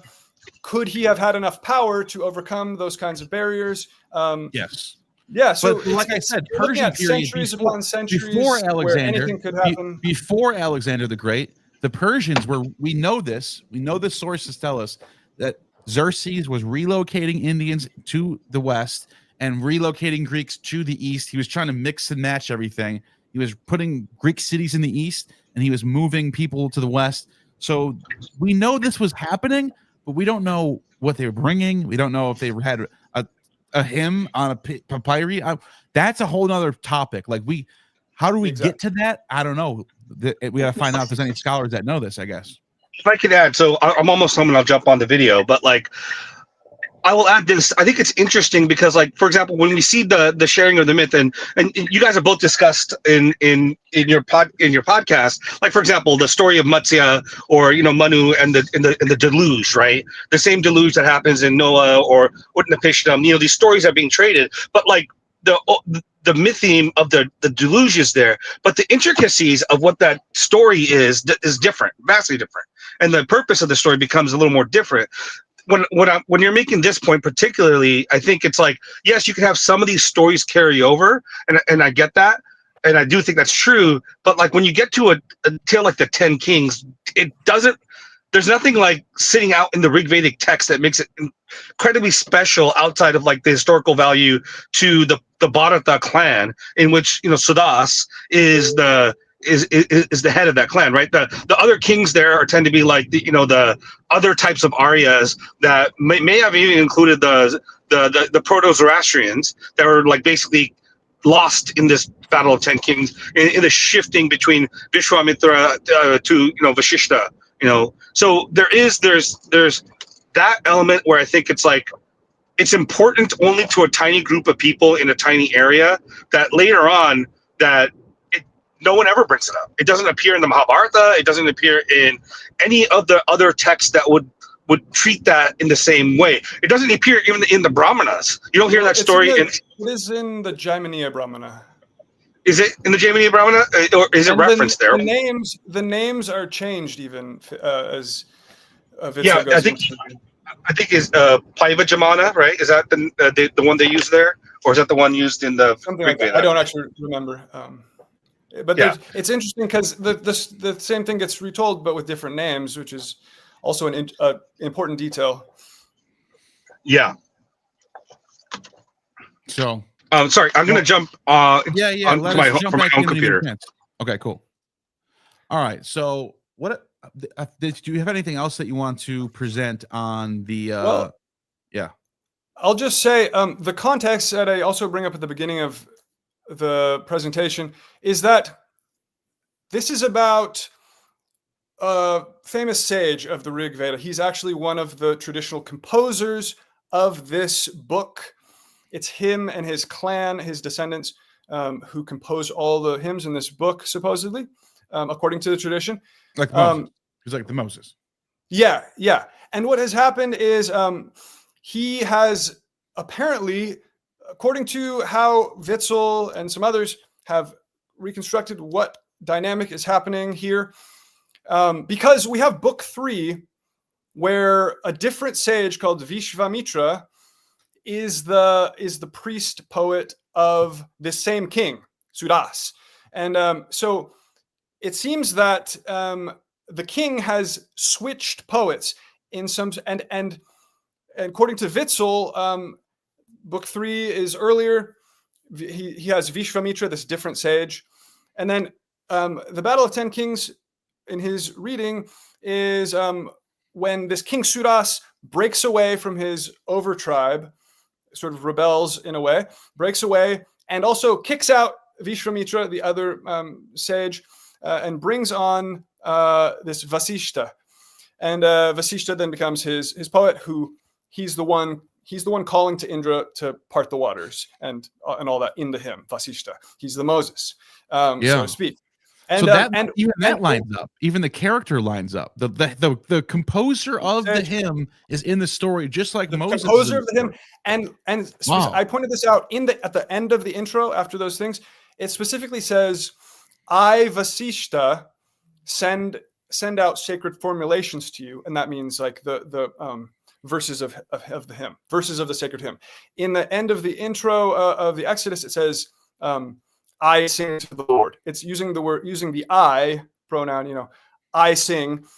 And in the Vedic one, it's I Vasishta send out sacred formulations to you. At this very similar moment, okay, so you're saying this is Moses there addressing the God. So you say this is the Aryan Moses right here. He is one element in a composite.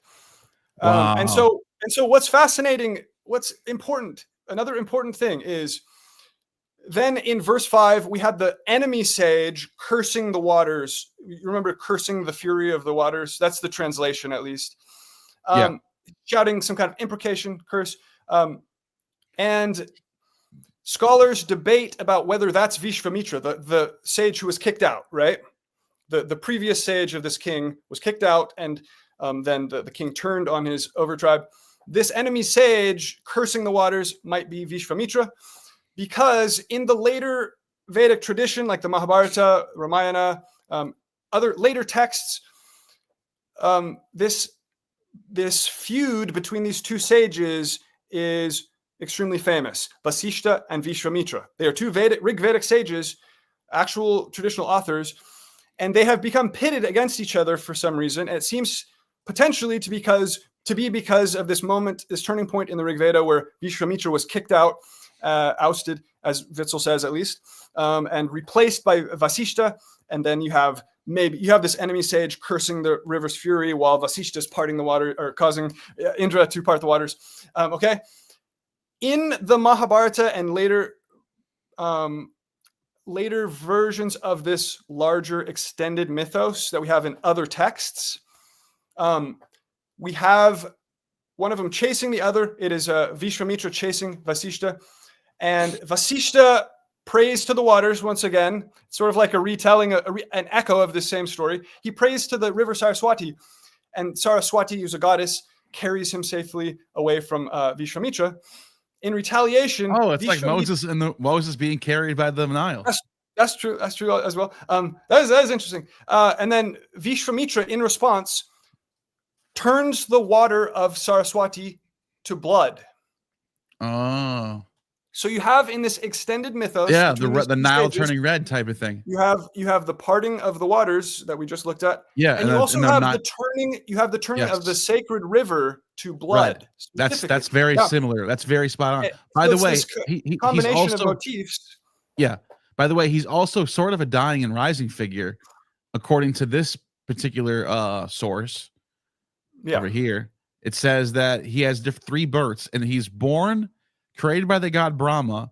After destruction, Vashita is killed but recreated by Brahma. That's interesting. So my question, I was curious if you know any other parallels that are often brought up for the turning of the Nile to blood.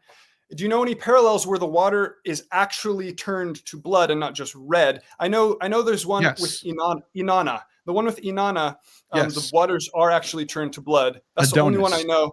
In some others, water gets turned red and that sort of thing. But actually turning the sacred river to blood is actually not everywhere. It's not. It's not.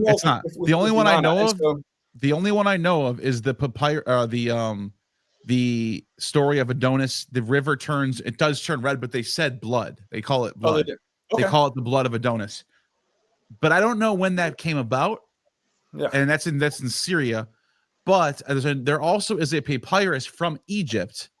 I forgot the name of the papyrus, but plague Egypt. It's called the Epir papyrus. So let me just pull this up real quick. Now, people have posited that there was some of this might have been influential for the authors of Exodus, but I don't know how strong of an argument they have.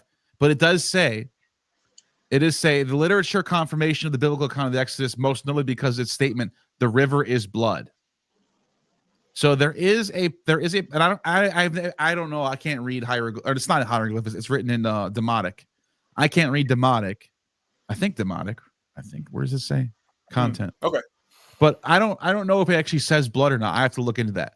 Well, just to bring that to that is interesting. That's good to know. I mean, I know it's not a non-existent myth elsewhere, but the fact that you have the parting and collapse of waters, as I went into, and the turning of cursing the sacred river to turn to blood in one and the same extended mythos, sure, is fascinating. Along with that, another interesting, less exact thing is that Vasishta's son is the king runs into him meditating in the forest, that kind of thing, and strikes the son, and the son of Vasishta then curses the king. In retaliation, of course, the king's poet is Vishwamitra at that point, the feuding rival of Vasishta. So the king then gets his Vishwamitra to cause a demon to possess him, to then kill the 100 Vasishta, to kill the 100 sons of Vasishta. So along with the waters turning to blood and the parting of the waters, you also have killing 100 sons using a demon. It's a lot of similar elements. Is there a certain term that's used for firstborns in Sanskrit, maybe, or no? For the first child, usually you could call it, so the term for a second-born is anuja. So the firstborn is pratija. Would be the firstborn. One who comes first. I'm just wondering if that's. I'm not. Yeah, that is interesting. I'm not saying it's the same firstborn. I'm not saying it's the exact same thing. Actually, I think there's a very composite thing happening with that scene. But you do have another similar thing where the person gets struck unjustly, right? And retaliates against him. Think of Moses, watches the Hebrew being struck, retaliates overly hastily, overly strongly in a sense. And in retribution for that, there are events that are similar, connected to the death of the sons. So a similar set that goes along with the other ones that I mentioned. And I don't think that's kind of like the main piece for the plagues per se. I think there's some, like I said, compositing of some other material that I go into elsewhere. Yeah, I mean the killing. I don't think it's 100 sons of Vishwamitra. Vishishta. It's definitely his firstborn son. Shakti. His oldest son Shakti is the one that's killed by this king that gets turned into a Rakshasa, and then from that arises the story of the Vishnu Purana, in which his Shakti's son Parashara wants to kill the Rakshasas, but he's stopped from doing so, and then he tells the telling of Vishnu Purana. So I have to check if it's the 100 sons, because I don't recall. I have the citation. It's in the Mahabharata version, although let's see. It's in my video. I have it cited. Yeah. It's okay. I can take a look at it. We don't need to litigate it now. No, but that's fascinating. I think you definitely are, at least at the very least, noticing some pretty interesting parallels. Okay, so it's I'll just mention it's Mahabharata Adi Parva Chaityaratha Parva section 178. So I've read the passage, on the internet version that they have of Gangulis. Of Adi Parva, yes, Chaityaratha Parva section 178. So I'll take a look at it. I have the text back there, but maybe that translation. It's not about. I don't think it's about translation. It's about looking at what the story is trying to tell, right? These stories are usually connected to, if you read the Mahabharata, they're like embedded stories, usually connected to a reason for the action of the main story. Exactly. So I want to see what that context is. Yeah, my argument is that they're being taken out of context. Whether this is a textual direct adaptation from texts or it's from a tradition they inherited orally, there is some moment where they are taking these elements out of their context. So that is part of the argument, and making, like I said, composite events and combining it with, as we said before, this idea of leaving Egypt. It is all about being taken out of its context. That's typical for mimesis. Like you would you change around certain elements to to make it more personalized, to make it more you add in your own cultural tropes. But let's assume that this is what they did. That you're right. That they were borrowing the story. The thing is, they're looking for a story of people leaving a nation, going to another nation. In your case, it was the modern day Pakistan crossing over that river into what's modern day now northern India, or would it be at the time Arya? Is that what it was called back then, or something like that? Are you talking about what the Battle of the 10 Kings? Yeah, like northeast, northwest India, right over there. Yeah, I don't think that. So the Battle of the 10 Kings is not about it's really about kingdoms already established in the region for dominancy, and Sudas is able to push these other kings past I think the river here is the. Yeah, that's what I'm saying. They go past the river, right? Yeah, but they're already there. So it's debated among scholars. Michael Witzel, who you cited, he describes it as they are moving east across they're in Pakistan and they are going into India, and then at the second half of the hymn describes their battle at the Yamuna River, which apparently is farther east than the Parushni. Yes. So they're moving west to east, and he sees that and then they're establishing the Kuru state there. So there's a lot of debate about that, because that has huge implications for the chronology of what happened and which direction people were moving. So there's a lot that's if that scholar's right. If that scholar's right, then what you're looking at is a possible mimesis of a retelling of a story of people trying to get out of one nation, crossing a big river, and the god coming in and intervening, and these chariot riders, these mighty warriors in chariots being stomped down and flooded over by the water. And I think in this case, you don't even necessarily have to have I don't even think Dennis actually, no, he kind of does argue for literary dependence. I wonder if it's not always the case, if it's a literary dependence where sometimes you can just know a story and the sequence of events and you're retelling it without copying it or translating from it. I don't know necessarily if you need to have a literary dependence. You might, because the sequence of events can still line up just from knowing a story and retelling it as a new story. I don't see that being a problem. But so that's all. In my opinion, they had they had the idea for Moses leaving Exodus. The overarching plot was separate and was something that they were working with, whether they had it from their own tradition or from, the Manetho and Hecataeus kind of thing that they were doing a polemic against. They had the kernel of that overarching thing.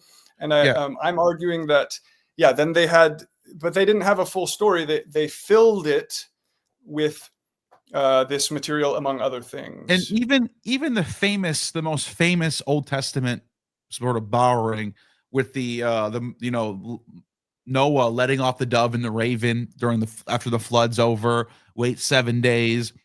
There are a lot of scholars who argue that there's a dependence on the which one is it? The Epic of Gilgamesh. They're like, it's dependent on the Epic of Gilgamesh. And you actually mentioned Joel Baden. Joel Baden says, no, it's not dependent on it.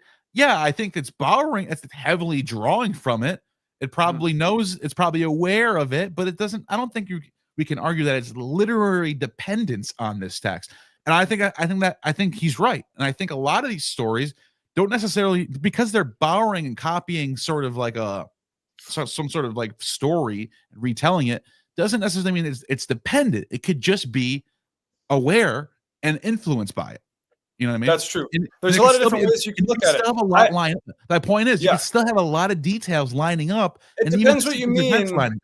It depends what you mean by literary dependence, I guess. Yes. To me, it looks like literary dependence in this particular thing. I noticed that you're arguing that way. I know. That's my argument. So I just want to clarify. Yeah. But I agree that you could take it different ways. It could be something else, less direct. Yeah. Any thoughts on that, Mukunda? Yeah, I did just look it up, and right here in the translation online, it's Vasishtha's 100 sons. I just want to. Yeah. And starting with the son Shakti, his oldest son. Yes, exactly. Yeah. And so just on this point, I agree with you that the Battle of the 10 Kings, the reasons for the battle are very, very nebulous. Like we don't know. We know there's a battle between the alliance of Puru of the Bharatas, which Sudas is part of, and the alliance of his enemies, which includes the Drukyus, the Durvasas and the Matsyas, all the other people, right? So it's about, I think, the region. We don't know if it's a movement east or if it's just trying to control the region they're already in. There are the two phases of the battle for sure. One near more on the eastern side, which is the second battle, and the western side is the primary of the first battle. So I don't know. So I think Jameson doesn't take that perspective that Witzel does. And like even Alf Hillelbeidel, the scholar of Mahabharata, doesn't take that perspective because Witzel also argues this might be the kernel of the Mahabharata. Yes, Jameson just says I'm agnostic about the historical. Yeah. He doesn't say either way. Yeah, exactly. And I don't know if this is historical. It doesn't matter to me at the end of the day. Yes. It is great. Yeah, to me, what's most important actually is whether this hymn was composed at this time rather than whether the event happened, if that makes sense. Yeah. I'm arguing that there should be enough evidence or that there are strong reasons to take seriously the possibility that this hymn was actually composed in the RigVedic period, as it seems, because of the ideology of sacrifice. The ideology of the RigVedic hymns was about new hymns, sort of almost like competing for patronage to write new poetic hymns. The hymns don't repeat. They're not using old poems. They are making new poetic creations according to themselves. But the entire RigVeda is that, right? Because the entire RigVeda is that. Yeah, it doesn't to that very heavily. Yeah, it doesn't seem to show any sort of knowledge of an area outside of, let's say, what you would call, Aryavarta, which is from, central to southern Afghanistan all the way into modern northern India. It doesn't seem to have too much knowledge of anything outside that region. And so that's one of the counter arguments, which I don't fully agree with this argument, saying that's one of the arguments for saying there's no Aryan migration. And I definitely do think there's some migration happening. But the RigVeda is entirely composed in the region. I don't think it was composed anywhere outside of that region. Right. Do you think, though? Yeah, I agree with that too. I think that's like a scholarly consensus that the RigVeda is an Indian text. But isn't it sort of well established that some of the stories are imported? Not all of them. Obviously, you have your local customs and your local stories, but a lot of the RigVeda might have been like a lot of the mythology might have been brought by. But here's my kind of contention, and I even have this issue with Krakenford when he talks about this. Is much of the Indo-European mythology and culture that has been reconstructed is like primarily from the RigVeda. Like it is really from the Vedic corpus that you start seeing the other connections in other places. If you remove the Vedic corpus, because there's no like almost all other Indo-European cultures that we have that far back, we don't have any liturgy. We don't know what they were doing in the liturgical practice. Right. We don't have a sense. We can reconstruct the gods and some of the names, some of the like the oak and Zeus, the oak and Jupiter, the oak and this. Right. We can construct some of the cultural stuff, and what I'm saying is, isn't some of that stuff also in the RigVeda as well? Well, some of it is, but you have the RigVeda again is like there's a couple issues in addressing the RigVeda. Yes, the RigVeda is the quote unquote oldest part of the Veda, but it's not the only oldest part, right? Even the Brahmanas, in some sense, are referring to traditions that our RigVeda already has. Upanishads too, right? The Upanishads, they're the later part in terms of the sequence, but they actually might go back farther into the Rigvedic period. Like these are the areas where like we make a lot of assumptions, and I'm not saying they're wrong, but there's a lot more to delve into on this because they're not just sequential. So it's not like the RigVeda, then Yajurveda, then you get the Sama, and then Atharvana.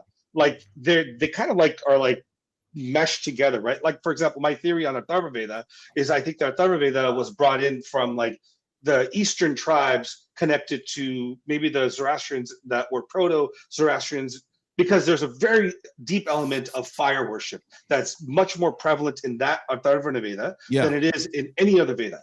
In the way that, and it's also it's connected to the Bhrigus, who are also historically connected to Eastern tribes. That might be the Bhrigus might have been connected to the Persians, and they came from there or moved back and forth. There's a lot of interesting stuff going on here. But to the larger point, I would just say is I think there's a lot of underlying assumptions within the reconstruction of any Indo-European that doesn't seem to give, although people talk about the RigVeda, they see it as one amongst many. But the problem is you're using the primary text of the RigVeda to reconstruct everything else for everyone else. Oh, this is what it means for these people. This is what it means for these people, because the RigVeda is giving you the explanation for it. Mm-hmm. I see what you're saying. I mean, like for example, Indra. Like, who's Indra? Is Indra connected to Deus in the other traditions, or is Deus, like in the RigVedic tradition, connected to Zeus or Deus or whatever, right? Like, where is that connection? So Indra is interesting because he is a tribal war god. He's a national god of the Bharatas, primarily of the Bharatas, because he's referred to by most of these as the god of this Aryan kingdom versus other Aryan kingdoms. Yeah, the Aryan god. Yeah, but he's not a universal one. And that you get maybe from Varuna, you get some of that. Even with Savitar, because Savitar is also considered to be like the traditional mantra in the Vedas to come out is a Gayatri mantra, right? But that's how Zeus was, though. Zeus had had local cults. Zeus at Dodona, Zeus at this place, Zeus at that place, Zeus Amun. They're so.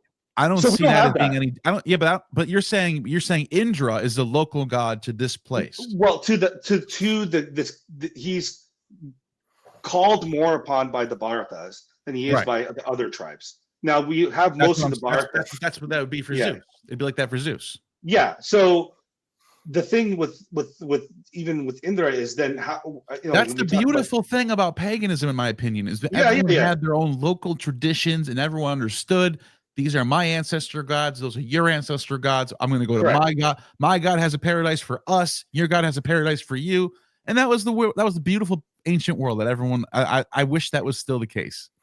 Yeah. So like when you say like Surya Loka, which is the dimension of the sun, Indra Loka, the dimension of Indra, Chandra Loka, dimension of the moon. So all these gods have their own like their own dimensions or lokas in which they are supreme, and their followers or devotees go to them.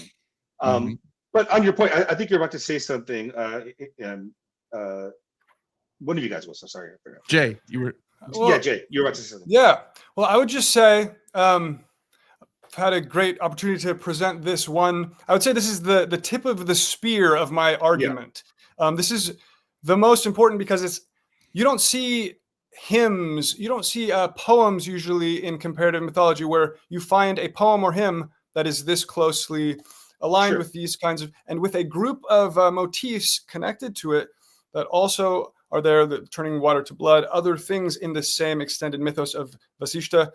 And so that's the tip of the spear. But really the argument gains force only when you see what I think are the full span of parallels that have their best parallel only in very characteristic Vedic stories. So that it becomes a question of whether comparative mythology evidence or seemingly evidence can be taken seriously on its own. Is this telling us something that we have to look into a possibility of, even if it seems like a difficulty to envision how this could have happened?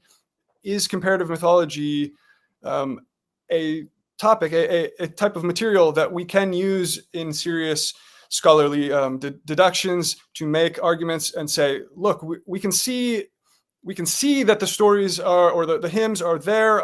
We can argue that they're there in a similar way. Then we, is that enough to actually investigate further and get to the bottom of how that happened, or is comparative mythology always going to be like, well, I guess there's a similarity there, but so it really only takes its force if you see the full set of the argument. I think Neil and I were talking about this a couple of days ago. Between the maximalist position and the minimalist position on these things, and I think at some level, like I kind of sit in between, because I do think we can find definite connections, and not just merely these deities look similar and they're connected this way. There might be themes and myth-themes playing out across the cultures. But I also sometimes think, are kind of over-indexing and saying there's too much of this happening, right? Because yes, these people are separated. While they might have similarities, many times they're separated by thousands of miles over thousands of years, and they've been moving, right? So as they move, how do you maintain, for example, we've talked about the RigVedic, right? If you say 1500 of the RigVeda is, say, in the time period of let's say Eastern, Kurumangala, or what's now as Yamuna region or the Kuru region, right? So that's 1500 BCE, but that's probably 5,000 miles away from the Levant, right? So the movement of people over that time, over 5,000 or over the course of 1,200 years, they're moving over the Hindu Kush, they're moving into these other areas, which is a very difficult, terrain. And how are they moving? Are these trade routes fixed? Are they going through trade routes? For example, these experts in liturgy don't really move. Historically, even when you see in their expansion to, let's say, to Southeast Asia, right? Malaysia, Thailand, all these places that became Hindu in the turn of the millennia, in the first millennia. The first thing was, for a couple hundred years, you had merchants. So you wouldn't have, so they don't have the Veda the way they have the Vedas in India. They have more of the Puranic agamic tradition, right? So that's part of my argument for why the Mitanni doesn't seem like a great vector. You need a whole society to carry a lot of this. Correct. And a priesthood. You need a real some kind of bard class. Unless you had like a section of a Mitanni city where there was some sort of embassy of Indian traders over there. And that was common in the ancient world, where you would find a city, and there'd be one little section of that city would be a little neighborhood of a certain type of a certain familial thing going on. So we have land grants, for example, at the beginning of the first millennia from South India, where you have South Indian kings requesting North Indian priests to come down, in which they'll be given like a village or Right. an area for them to do their rites and be integrated into the kingdom. So that's fair This enough. was, That could be the case. and this was Yeah. big in Alexandria, Egypt. When, Yeah. when Alexandria was being built, it was sort of like a mecca of foreigners being Right. like, it was like the Greeks were kind of like xenophobic, not like, okay, like they traded, they weren't like completely off, like, but they were very much like, no, this is our Alexandria, though. Alexandria was a little more open for people to move in. Like, it was a little bit, it was a big city, you know what I mean? So I'll give you another example that's really interesting. I was talking earlier about these shakas, or these branches of the Vedic tradition, right? So in the South, you have certain branches. Those branches don't exist in the North anymore.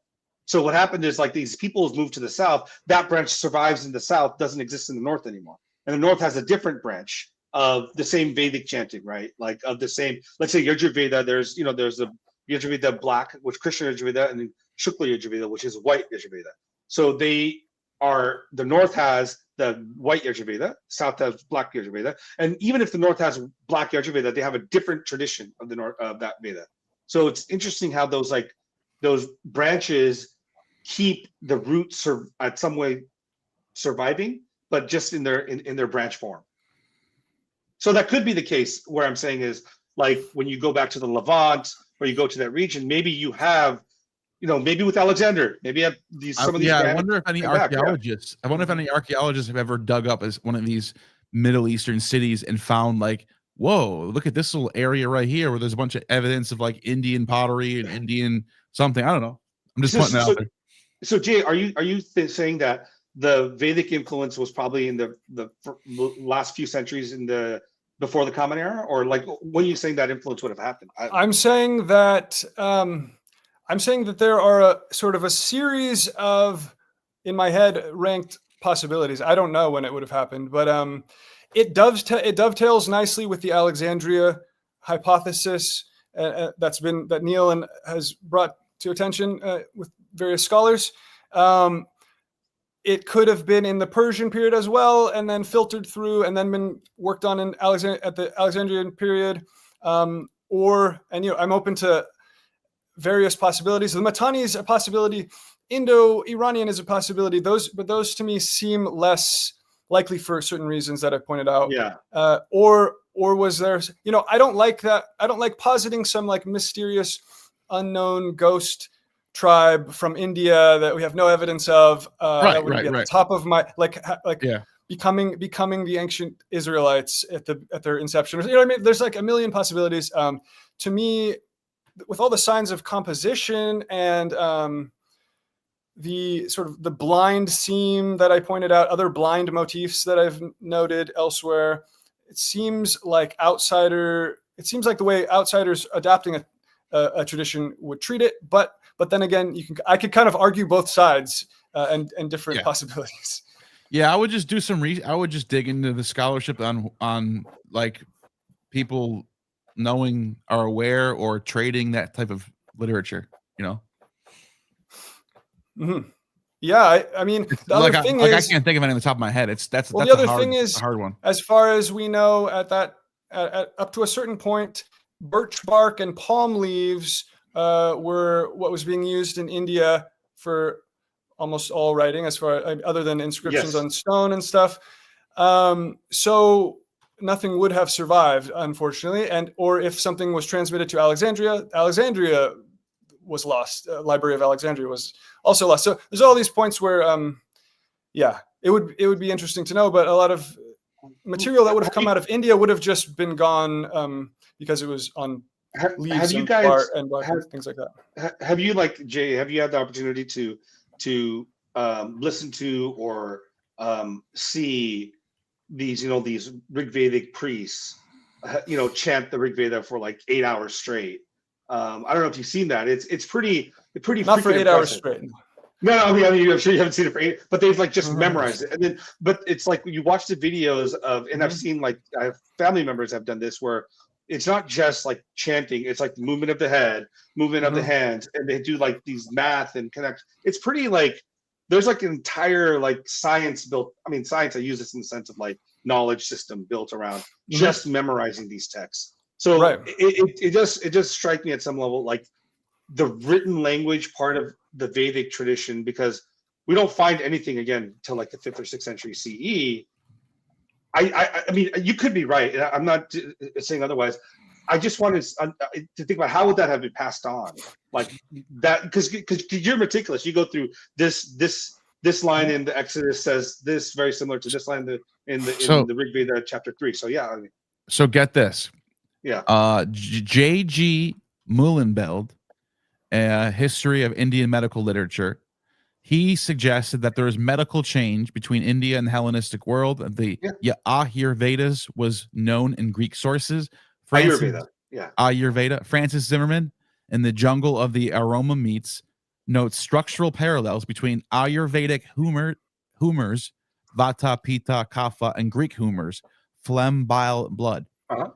Jean Philozat, The Doctrine of Classical Medicine, India, one of the earliest detailed works comparing Indian and Greek systems, he argued that Greek physicians in Alexandria had knowledge of Indian texts and teachers. Another mid-20th century Indologist named Salim Ali points out that Greek awareness of Indian plants, drugs, and materia medica was known in Dioscorides' Pharmacology. Wow, I did not know that. So Ayurveda is not really the Veda. It's not. So that's just medical stuff. Yeah, that's just all medical stuff. I'm just trying to establish there is a link. If these scholars are right, there is borrowing of textual stuff. Well, not only that, like the astrology of India borrowed heavily from the Greeks. So when you see post Alexander period, some of the astrological books change. Oh, is that why they have they know about the Milky Way? Because I was blown away that they have the Milky Way. The Milky Way is older than that, but I'm saying like the astrology, like for example, like the 12 houses, those kind of things are actually much more brought in by the Greeks. And the Greeks get the 12 stuff from Babylonians. You're right. So there is that transmission line, and in fact, the text talk about like there is what's known as the Yavana astrology, which means Greek, Ionian, Yavana. So the term Ionian or Yavana, yeah. Wait, you don't want to know why that word is? Why? Ionians. Yeah. That's what I'm saying. Ionian becomes Yavana. Yeah, because in Ionian they were called Yawana. So I see what you're saying. The Indians are actually holding on to a very much older way of saying the name that would have went back to the Bronze Age, which is fascinating. Yeah, that's because pretty cool. Before the Hellenistic period, nobody referred to Greece as Greece or even Hellas. They would refer to Athens as Athens. They refer to Sparta as Sparta. Macedon. There were not it wasn't Greece. There were Greeks that lived there. But no, they wouldn't have said, "Oh, let's go to Greece." They would have said, "Let's go to Athens. Let's go to Sparta. Let's go to Macedon." It wasn't until Alexander's father, Philip of Macedon, where he united the entire Aegean as Hellas. That was the first time, 4th century BCE. So, anytime before the 4th century BCE, you're referring to the Ionians, Macedonians, Athenians, or Spartans. I got to turn my light back on. Go ahead.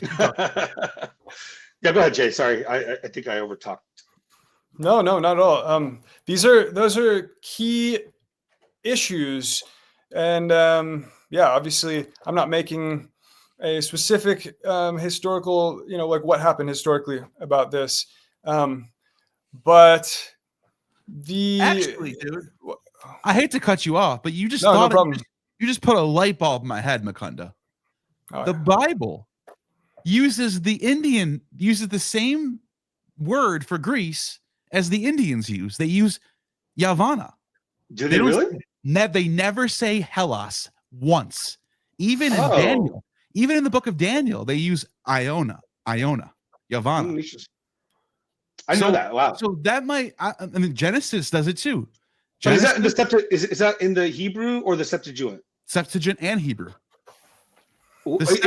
Even the Septuagint version it's translating to Hebrew.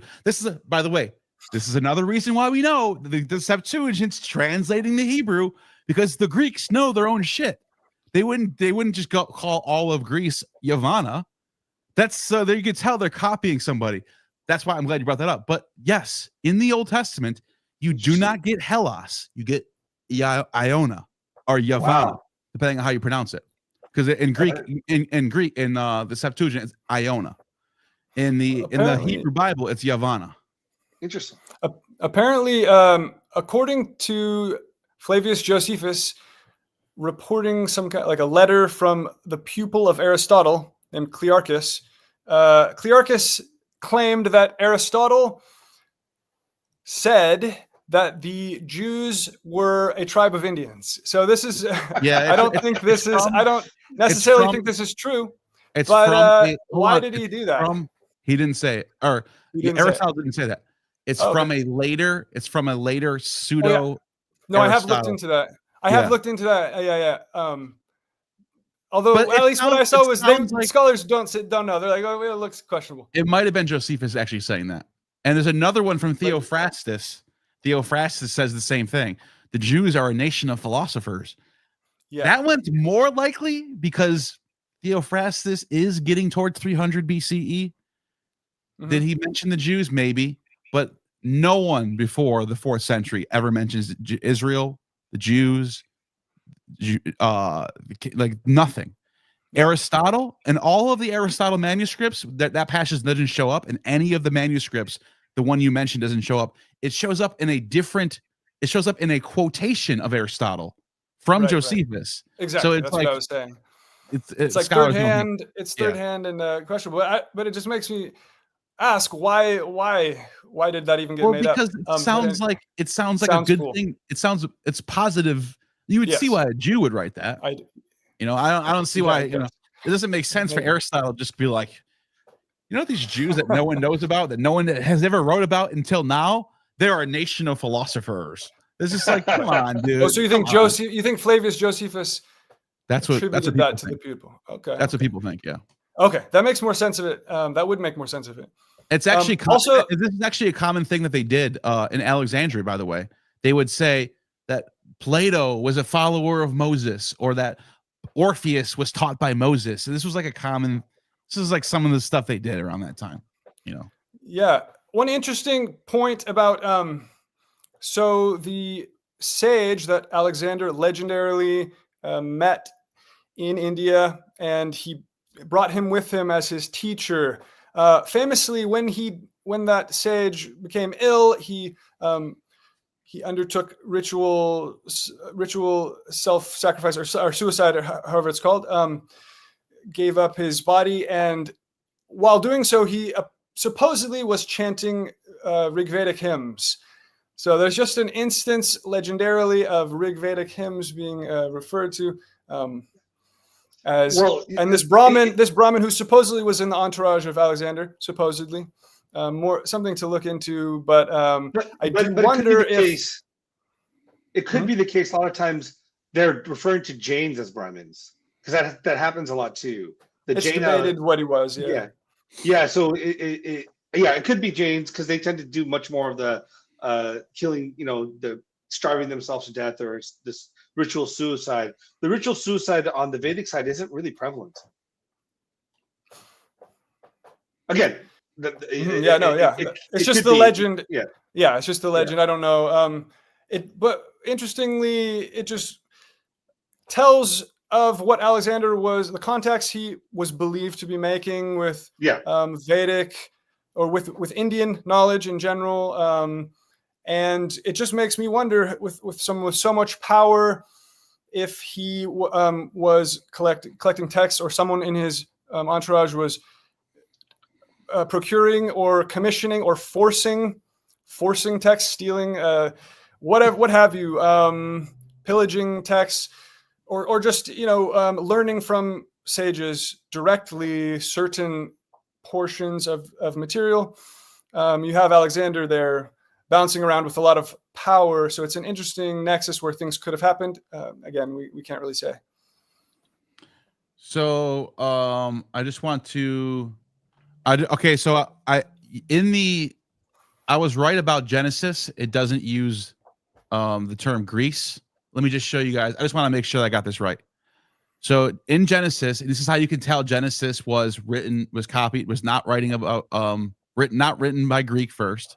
Because look at it, it uses the term There's Javan, that's the translation, and then it says Ion or Ion in Greek and Hebrew, and then look at Ion in Greek. The Greeks don't even know their own name. Okay, but then let me share my screen again because I was actually wrong about Daniel. Daniel, let me see if I can find Daniel. Is this Daniel? Yeah, Daniel. Sure enough, the Hebrew does use the term Eon or Yavon, right? So you can see Iota, Vav, and Nu. Eon. But then in the Greek side, they use Helenon. By the way, this is another reason why you can tell that this is written in the Hellenistic period. But it's interesting that the author of Daniel on the Hebrew side went with the traditional title that the Indians would use / the Hebrews. Like they use that term Yavan for Greece. So something to point out. Mm-hmm. Very interesting. Yeah. I'm trying to think. What else did we is that it? Do you mind if I read another passage? Just I'll if you guys have time. So yes, again, this is just to like give an example of the rest of the argument. It's an outlandish claim, but I'm arguing that comparative mythology hasn't looked closely enough at the set of texts, especially between Abraham and Exodus, and that actually the strongest parallels in a large chunk, around half of this material, is closest to Vedic than any tradition. And so, just one more example of that. I'll try to go through this quickly, but I'm quite literally arguing, and the RigVeda one is one argument.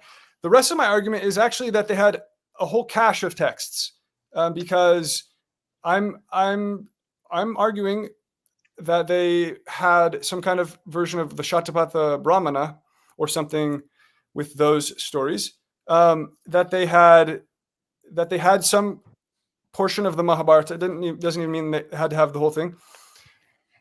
And that they had something that was reminiscent of the Shiva Purana, but of course, close to 1,000 years before we know of copies. Meaning that there is a continuous oral tradition, as we know, from the Brahmanas and the RigVeda and the Upanishads into the Puranas, with a lot of the similar stories continuing. So we know that's a living, alive tradition of these stories. But the versions in the Bible are actually of this Shiva Purana portion. Mm-hmm. It is closer to the Shiva Purana versions that we know, more so than perhaps like the earlier versions. So that my argument is that there's some proto-Puranic or just Puranic tradition in the oral tradition at this time. Okay, so that's just to get that across. So there is a sage named Dadhichi in the mm-hmm. Shiva Purana and in the RigVeda as well. He appears in the RigVeda with most of his mythos intact. So we know it's an old mythos where Dadhichi gives this ritual knowledge, the knowledge of the Soma sacrifice, the honey wisdom, etc., about the Pravargya sacrifice, to the Ashvins, and he gives up his bones, which are as hard as diamond or whatever, or adamantine. He gives them up to be made into the Vajra of Indra in some way, to be the weapon of Indra, and Indra slays the serpent Vrita with the bones of Dadhichi. Okay. But what was fascinating, this is what actually started me when I found this. Actually, a commenter brought up this RigVeda parallel of the Battle of the 10 Kings to me. I didn't put my finger on this. I had put forward a bunch of evidence about the Dadhichi. A chunk of Dadhichi's mythos seems to be the basis of portions of Exodus. And I presented this in an extended argument. And a commenter brought up, hey, what about the Battle of the 10 Kings? And I was skeptical at first. And then I went into it and dug into all of the lines. So with the story of Dadhichi, especially in the Shiva Purana, but again, he has an extended mythos in many, many texts. But in the Puranic tradition in general, Dadhichi is like the loyal sage and devotee of Shiva. Shiva is residing on his sacred mountain and sort of at a distance. Then Daksha, let's see. Daksha is this other god, and he puts on an illegal sacrifice under with regard to Shiva, because he is in sort of a he is in a sort of feud with Shiva. Shiva has insulted him indirectly, and so Daksha goes to perform his own separate sacrifice away from Shiva. But then this sacrifice is then eventually destroyed by Shiva's emissaries in a violent slaughter. And what's fascinating is there's one loyal sage who speaks out against this sacrifice at the beginning, and that is Dadhichi. And he speaks passionately against this, what is a sacrifice separate from Shiva, who is the high god in this Purana. And so he's saying, why have you excluded the transcendent god Shiva, doing your own, these bad things, destruction will come upon you, and all that sort of thing. You should not do this. And he storms off. And then Shiva eventually, complicated set of events. He sends two emissaries, mainly Virabhadra and Bhadrakali, and they slaughter, they maim and kill many of the gods who are attending the sacrifice. So a bunch of the gods. It is a story about gods, not humans.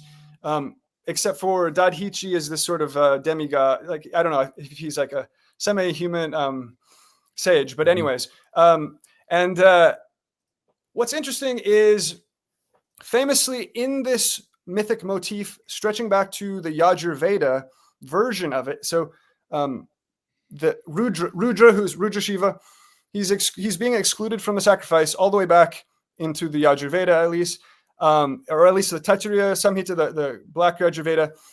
And it always says, even in this Yajurveda passage, that after, when the sacrifice, when Rudra gets excluded from the sacrifice, Pushan has his teeth broken out, being forced to eat the sacrifice, which has been sort of like magically turned hard.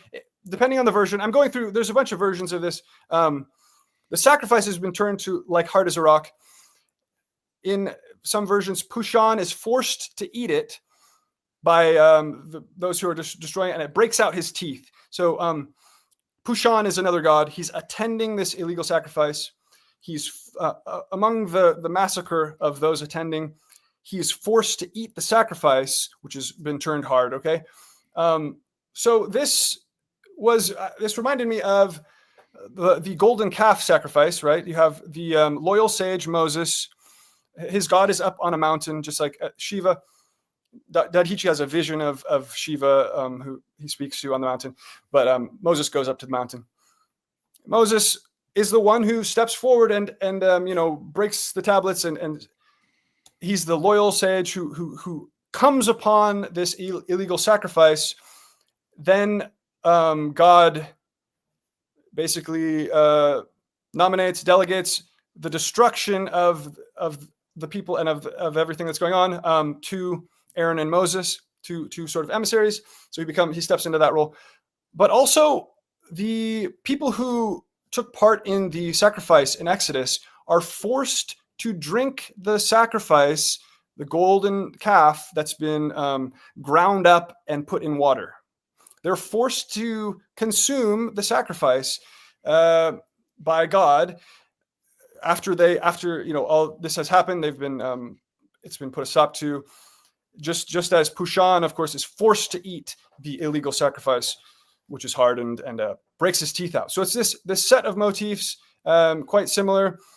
Also of interest, in some versions, Shiva then goes off throughout the universe, carrying his the remains of his dead wife. So his presence recedes, it seems to be, for a time. That's very interesting. After the golden calf sacrifice, the presence of Yahweh recedes from the Israelites, and they have to kind of beg for him to return to them, which is an interesting point. I think there is an underlying meaning to that.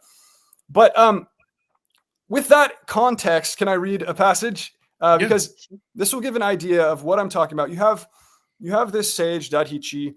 He is a purveyor of the knowledge of the ritual, similar to Moses bringing all the instructions of the tabernacle and things like that. And Dadhichi even has his head transformed when he gives this wisdom, whereas Moses also has his face transformed to a shining light. That's the horns of Moses motif that gets translated that way. But Dadhichi's head gets transformed at this moment of giving the wisdom to the Ashvins as well, into that of a horse, which is the symbol of, which is usually identified as standing for the head of the sacrificial horse, which is called Dadhikra sometimes in the RigVeda. But in any case, you have this figure, and at the beginning of his story, he is in a feud with the king. He's friends with the king before this illegal sacrifice that he disrupts. He's in a feud with the king, who's his friend at first, and they have this back and forth battle where they send where their gods face off in destruction. At one point, he then has to he strikes the king, and he has to flee into the woods. You know how Moses strikes and kills an Egyptian and has to flee to rural Midian. Now, in the woods, when Dadhichi flees to the woods, immediately after striking the king, and then the king throws lightning at him, he runs off to recuperate in the woods. He immediately encounters Shukra, who gives him a mantra that he can say. When he says this mantra, Shiva appears to him. And Shiva specifically gives him 3 boons, which are rewards or powers, gifts. And they're like powers. One of them is that he will have adamantine bones. This is the Shiva Purana version. That he'll have adamantine bones, impossibility of being killed, and freedom from care or something, okay? Moses, going to Midian, has a vision of Yahweh who gives him the power to turn his hand leprous and then not leprous. I think the turning to blood, water to blood there, or the snake one. And then the third one is the promise of protection until Canaan, okay? So I noticed this sequence, he's doing very similar things to Moses, okay? And I go into more detail on that. But that theophany in the woods is not like the burning bush. It's not a burning bush, okay? But then after a while of looking at this material, I realized the authors are making composites. They're not only using one figure such as Dadhichi. And I realized that in the Shiva Purana itself, one of the most famous scenes is this it's in other Puranas as well, like the Vayu Purana and the Skanda Purana, different Shaiva Puranas, more or less, that Shiva manifests in an incredible fiery theophany as an infinite column of fire, okay? He manifests to in one version it's just to Brahma, so to one figure, God Brahma, and in other versions it's to Brahma and Vishnu together. So I realized that's one of the most famous scenes in the Shiva Purana. So if someone was looking at this other Dadhichi material where they have the interrupted illicit sacrifice and the attendees being forced to consume it rather, and this feud with the king where he flees to the woods and has a vision of his god who gives him boons, all of that, if they were adapting from a Purana like to the Proto-Shiva Purana or whatever, they would have this other scene of this fiery theophany of the pillar of fire would have been well known to them, okay? So can I go through this scene where they see this fiery, it's the linga of Shiva, like a phallic column. Mhm. And so if I can just read through this. Okay, sorry, I Good. change my scene here. So just picture the burning bush scene. The burning bush scene, Moses sees the burning bush, and it causes him fear. He goes to investigate it as well, and then it specifically speaks out from in the midst of the bush. It speaks Ehya Asher Ehya. So that is some kind of name that he's calling himself, but it's broken into 3 mystical portions. Who says right? this? Yahweh from Okay. the burning bush, or the angel of the Lord. Oh yeah. Who then the bush. I am that speaks. I am that I am. It says Passage. Ehya Asher Ehya. Ehya. Yeah. And then he after that says another version of Yahweh there. And so, but the important thing is this fiery theophany. He's announcing that he is all that is, all of being, and that his mystical name is 3 portions. Now, I don't know any other story where that exact set of things happen, but that is what happens in the Shiva Purana and multiple other Puranas with different variations. So this is a description. This is the passage, and I've interspersed a couple details from other versions of the Purana so you can see how it different details that might have been floating around in this tradition.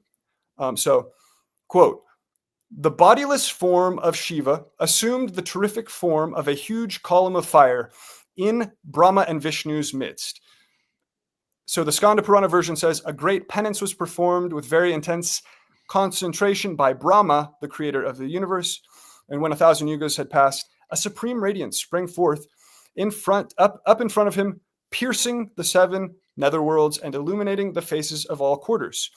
Vayu Purana says, and I, Brahma, hastened toward that flame. The massive column of flame stood touching heaven and earth.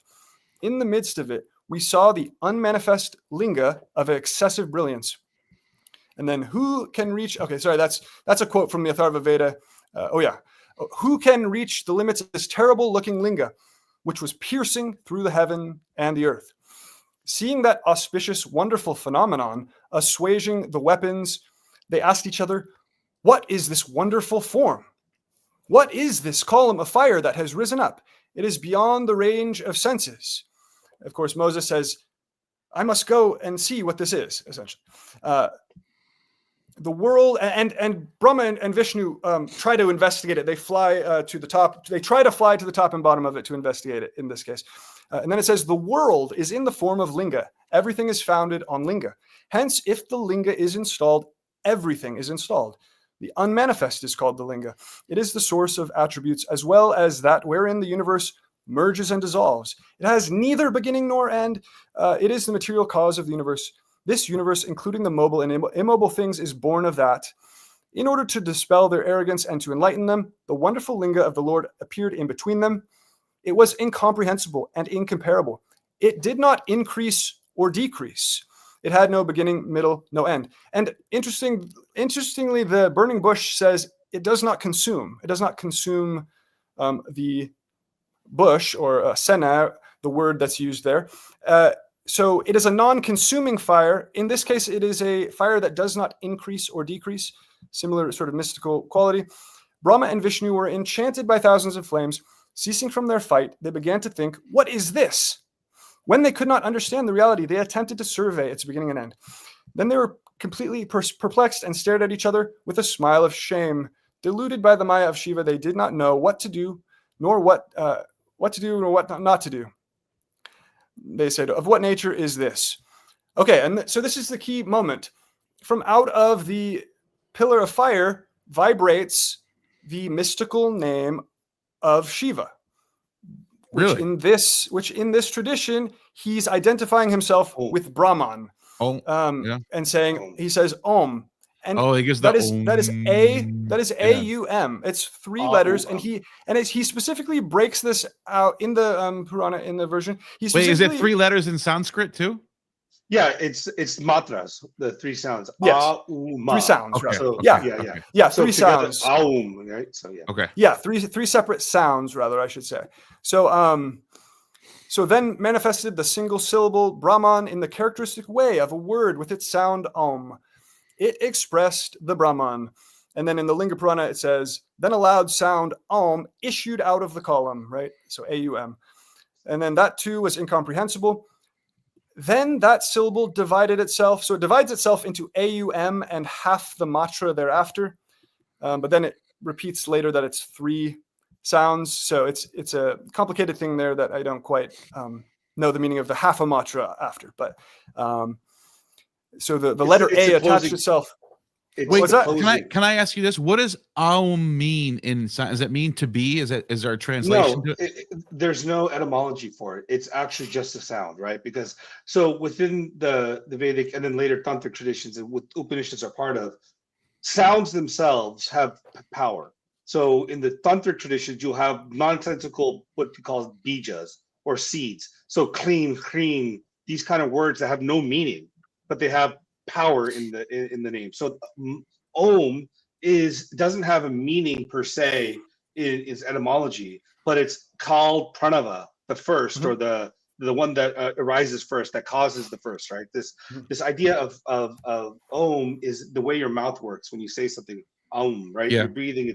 It's the whole, covers the whole gamut of speech. Well, and the again, reason why I'm asking is because in the Hebrew, you get this haya, asher haya, which basically just turns out to be I am who, like I am and will be, like Asher can be like that or which, so it's like I am that I am, like, right? So it's like it's a really odd phrase, and it's one of the most debated phrases in scholarship since antiquity. Right. The Greek side, so this is going back to 3rd century BC. I think both of them are. The Greek side uses ego, eimi, ohon. I'm sorry. So that means literally I am the one. Like I am the one who is the one. So because it goes hoon. So it's like that is like a very philosophical, Platonist, Parmenidean, maybe pre-Socratic little elements. Whoever put that together purposely is doing this in a way where it's the one. And I'm wondering if in Hindu cosmology or whatever, Om has some sort of Brahmin. It means, it's the word of expressing the Brahman. Is that how you'd say it? There you go. Well, it's a bit more than that, right? So because of the tripart nature of language in Sanskrit, right? You have masculine, feminine, neuter, first person, second person, plural. You also have the all that stuff. So, and then you have the 3 worlds, bhu, bhu, asuva, right? These 3 worlds. All of that, the entire universe is encapsulated within the concept of 3. All things are encapsulated within the concept of 3. So the word reflecting the entire existence of all things is Om. And also this idea of waking, dreaming, and sleeping states, right? These again is in the concept of Om. And what it's called Brahman is this is the manifest world. Om is the manifestation, the sound itself, and that those half matras that we're talking about. That lines up with the Hebrew side. I am what I am. Like the manifest. Exactly. The world is what it is. And that silence is the totality of Brahman in the unmanifest. So earlier when you talked about the Nasadiya Suktam, this idea that the manifest world versus the unmanifest world. So at the stage of Brahman where the manifest unmanifest are neither there, it's pure Brahman. Then with the desire, kama or eros, the universe comes into being. The Upanishads say, I desire to become many, so that I become many. So what's so crazy about this is Parmenides' definition of the one, to aeon, or the hen is what Aristotle later calls it, is all that is. Literally, reality itself is what Parmenides. That's Parmenides' ontology.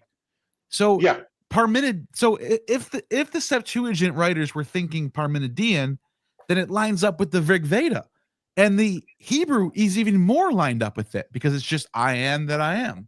So it's not in the RigVeda; it's in the later Vedic traditions. Yes, so the Om comes up first in the Mandukya Upanishad. That's like one of the not the first, but there's. I'm sorry, you said pure Siva. I'm sorry. I will just mention there is is called the imperishable syllable. So a different word. Akshara.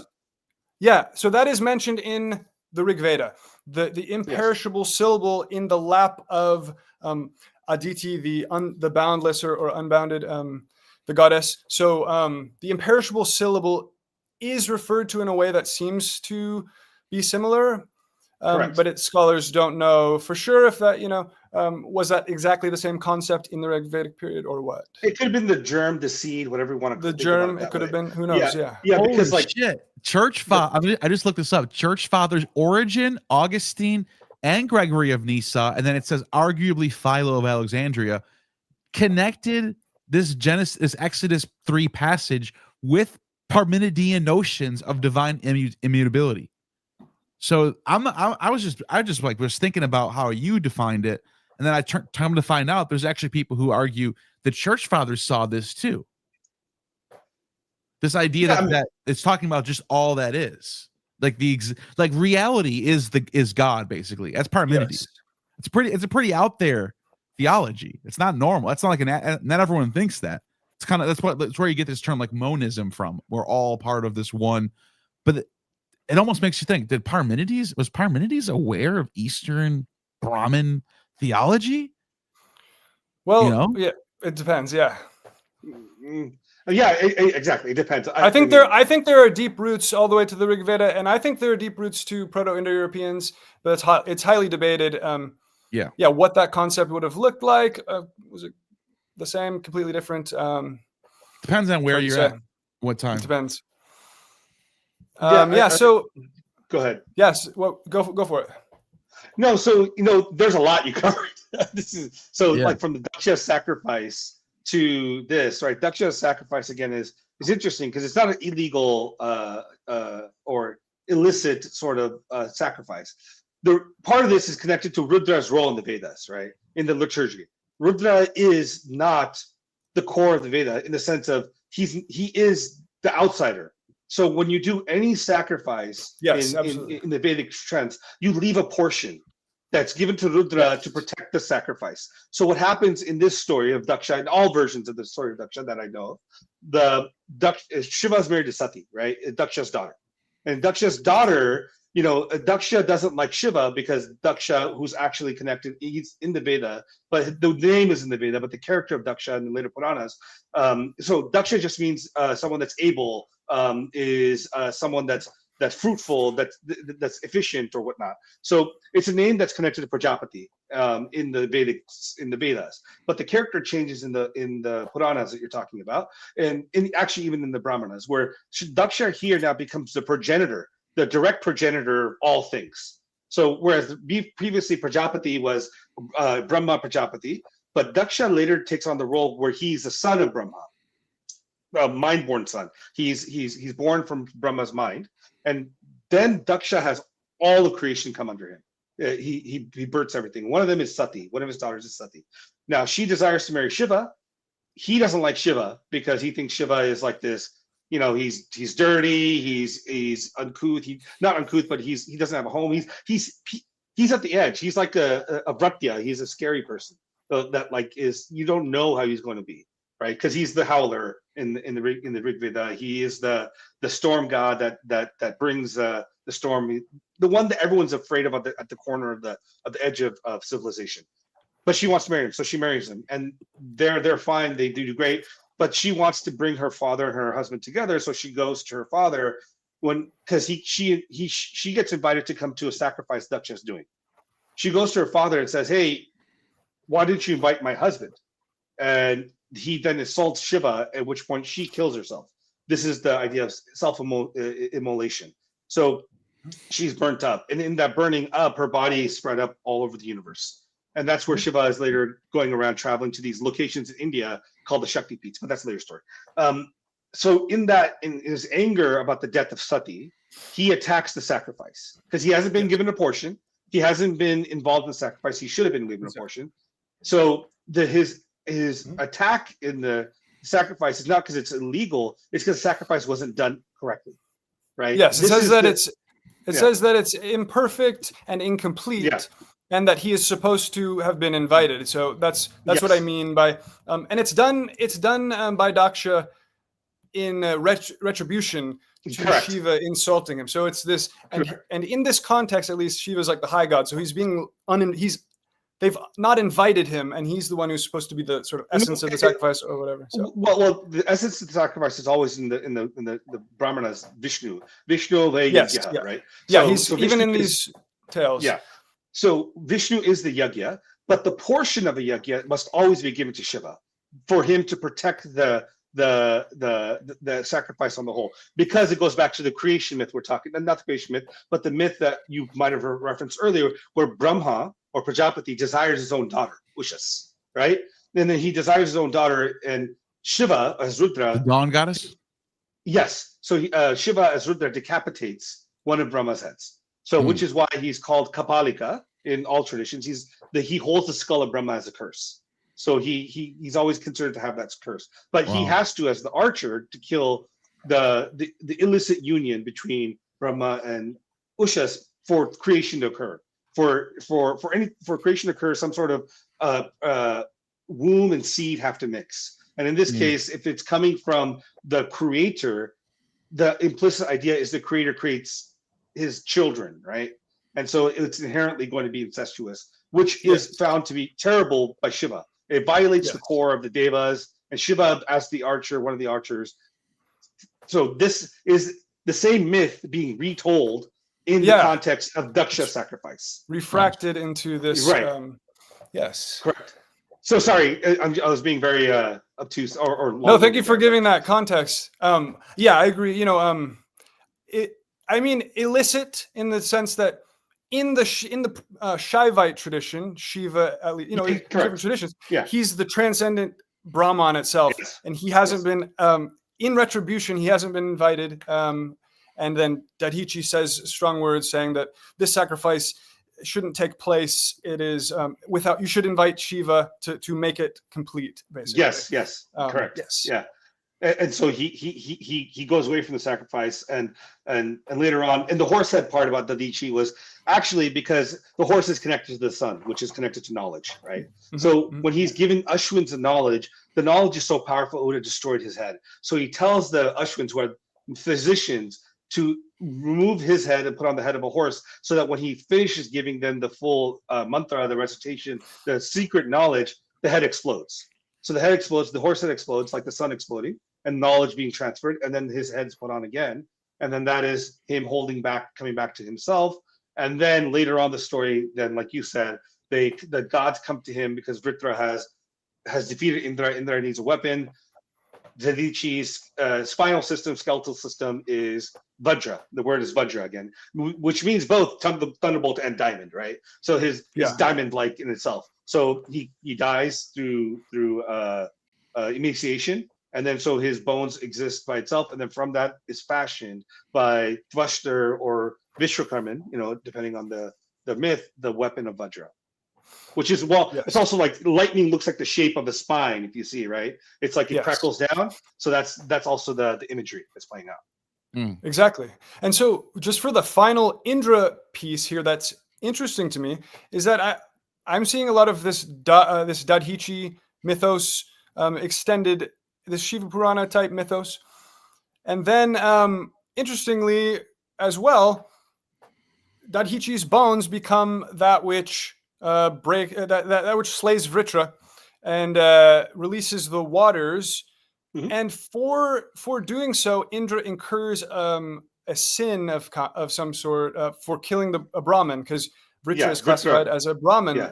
Yes. And so so he then has to he runs off essentially and is in shame, and he has to try to get rid of his sin in the waters and things like that. And gives it to 4 different places. One of them is women, one of them is trees, one of them is earth, right? Yeah. So for a time he has to leave. What's interesting to me, to add to this, is that Vritra and Vala, the 2 serpents that Indra slays. They're both used with language described as mountain-like. or rock-like. Okay. Yeah. Even in the RigVeda, it's more so that Vala is rock-like, and then Vritra is a serpent who's sometimes twined around a mountain, and other times the words used are describing his shoulders as like a mountain and things like that, where he does seem to be rock-like or mountain-like. So it's interesting to me that Moses famously breaks a rock to stop a drought, and for breaking this rock, he incurs a heavy sin where he has to go, or he has to be exiled at the end, or he can't enter the promised land. It's a kind of, exile from where they're going, right? So it's quite interesting to me. Why is that? Why should it be that breaking the rock that cures the drought, that releases the waters, quite literally in Exodus? Why does he incur a sin exactly like Indra does when Indra breaks the rock and has to go and an exile? Another interesting point that I include in the material, because if you're looking at Dadhichi, his bones are what break the rock and or break the slave Ritra, and so it kind of, there's a through line there. Yeah, I mean Vitra and both Vala both represent like clouds, right? In the sense of they're holding the reins, they're enclosing the reins in their cloud structure, and it's through the lightning that cleaves it in two, and the winds that force it, the maruts that come with it, or the light of the sun through Vishnu creating the space for Indra to destroy these clouds to release the waters, right? So the imagery, I see the imagery you're trying to clearly evoke here. But the idea of like Indra taking on a curse is because both Vala and Vritra are both Brahmanas, because one, they're descendant from Danu, who Danu's, I think she is, I forget who her spouse is or connected to, but she's considered a Brahmani in the tradition, just like Aditi, right?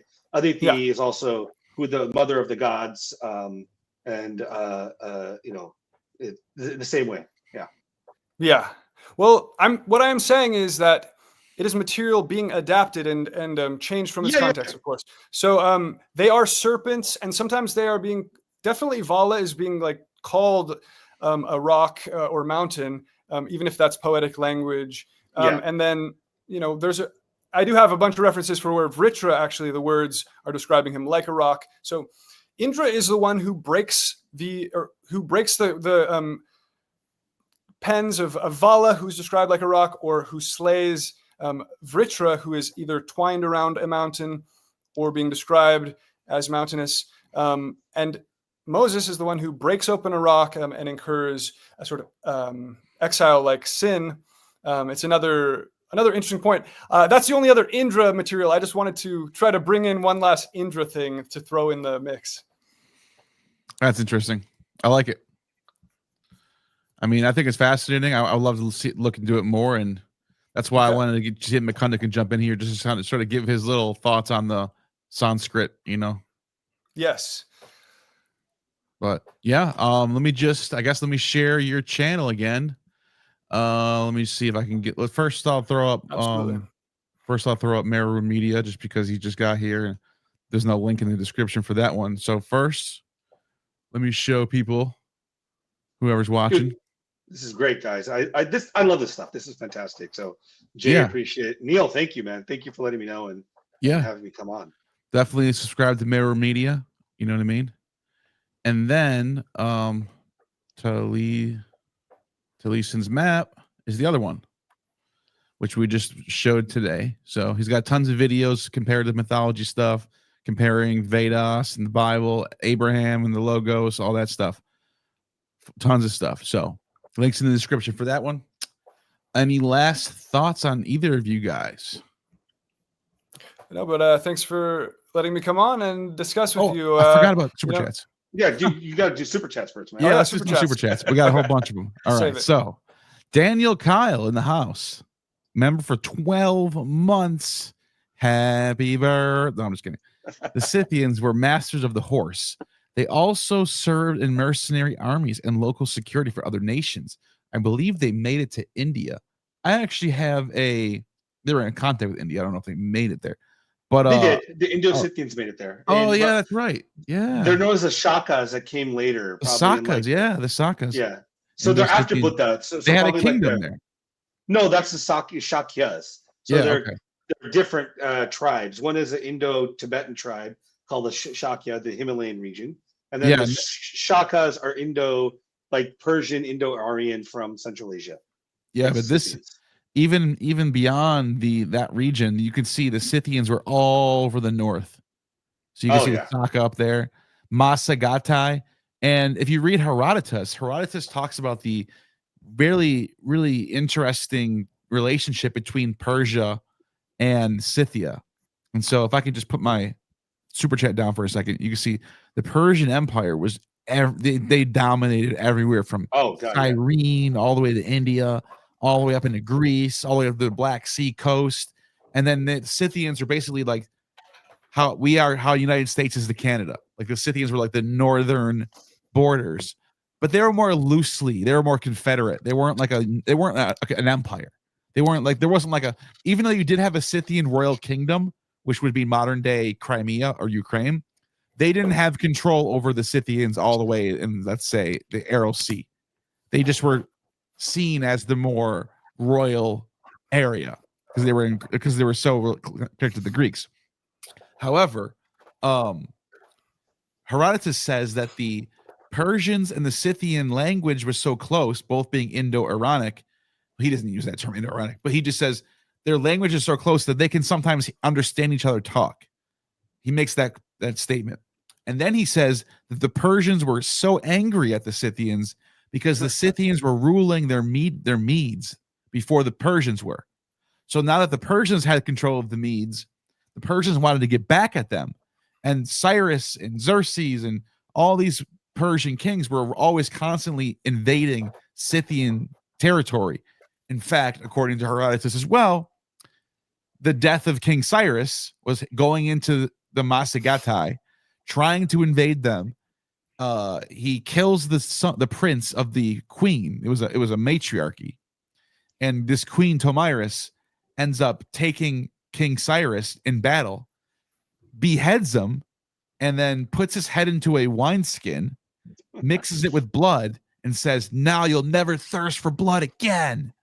And that was the end of King Cyrus, according to Herodotus.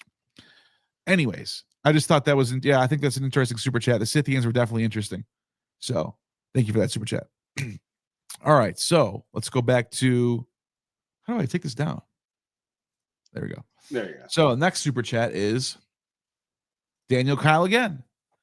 The Scythians, I think he meant Scythians, but let's read it. The Scythians had fire cups for both incense and cannabis drinks. It's similar to Ezra's cup. I actually can pull up what Herodotus says about this. He says, hang on one second.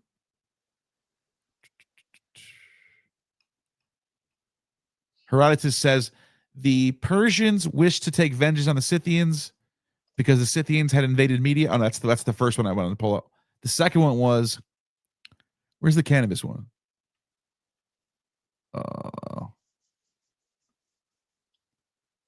Oh, wait, maybe it's up more. Oh, here we go. This is from Herodotus book 4. They take the seed of hemp and creeping under the felt coverings, they throw it onto red hot stones. And once it smokes, giving off such a vapor as no Greek vapor bath could surpass, the Scythians, delighted, shout aloud in their joy at the steam. So they would smoke cannabis in a vapor. They'd vaporize it somehow. That's interesting. Let me just see real quick where it says the word cannabis.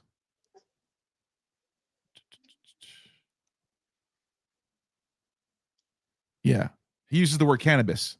So it's got translated as hemp, but the word is labontes te scubula to cannabos. And it's translated as they take seed of hemp, but it should say they take seed of literally it says to cannabos, which is the genitive of cannabis. So Yeah, you're absolutely right. It does say cannabis. Doesn't they translate it as hemp, but cannabis, hemp, same thing. Thank you for that. S. Mill, thank you for the $10.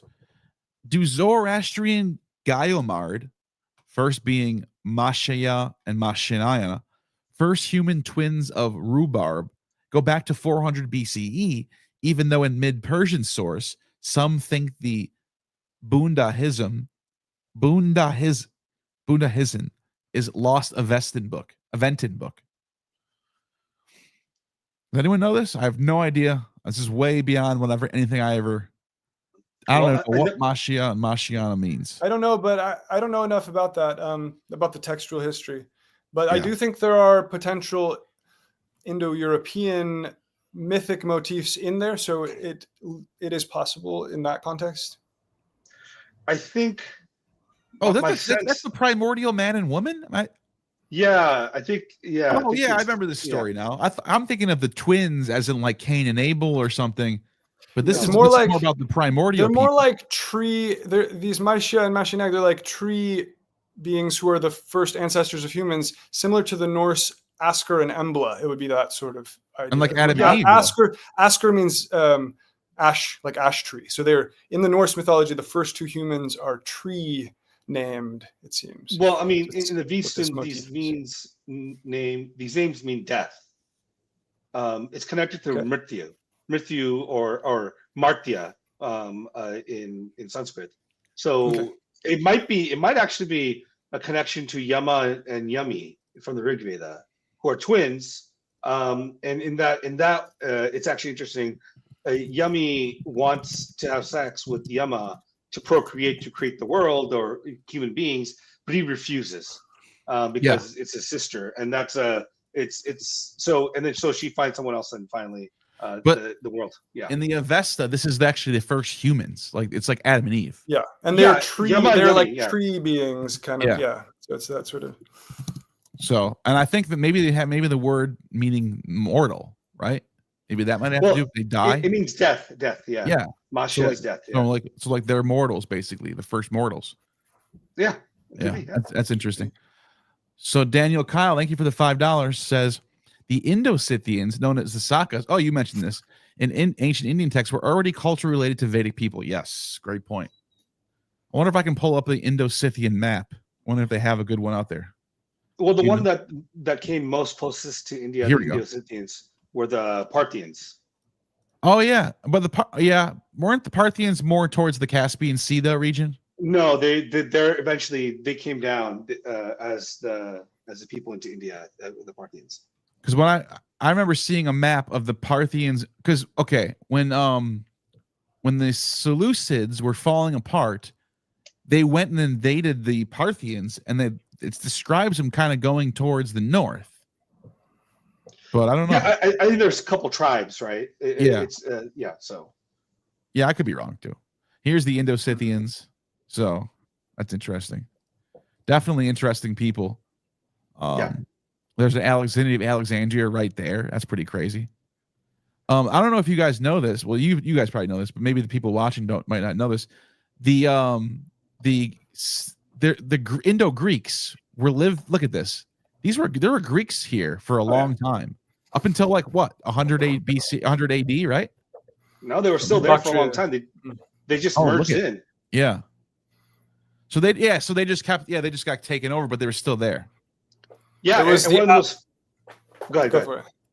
I was going to say one of the most famous Greeks, Indo-Greeks, was this guy named Heliodorus, who there's a pillar still erected from his time, roughly like 195 BCE, in which the writing on there is connected. He's become a devotee of Vishnu, and it's called the Heliodorus pillar. So it's still standing. It's pretty fucking awesome. That's crazy. Look at this Greek inscription, Greek and Aramaic in Afghanistan. Yeah.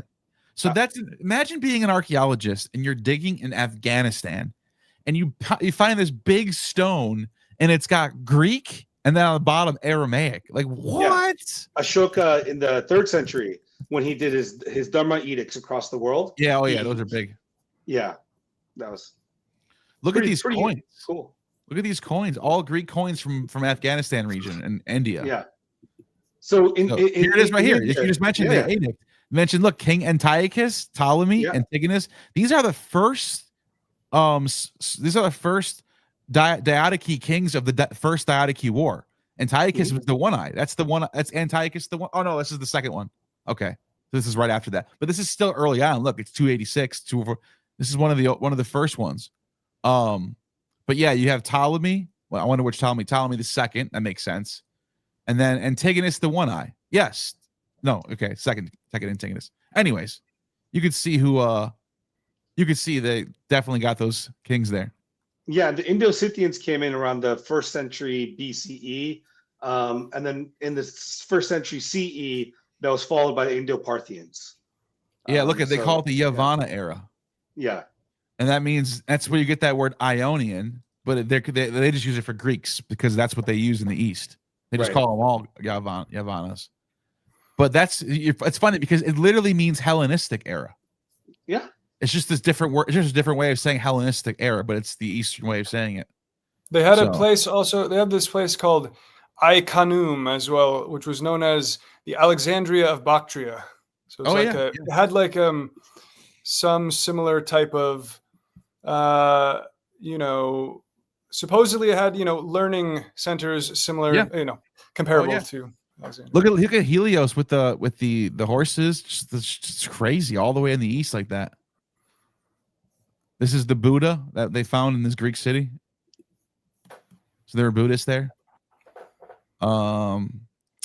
Yeah, look at that Heracles. That's so crazy.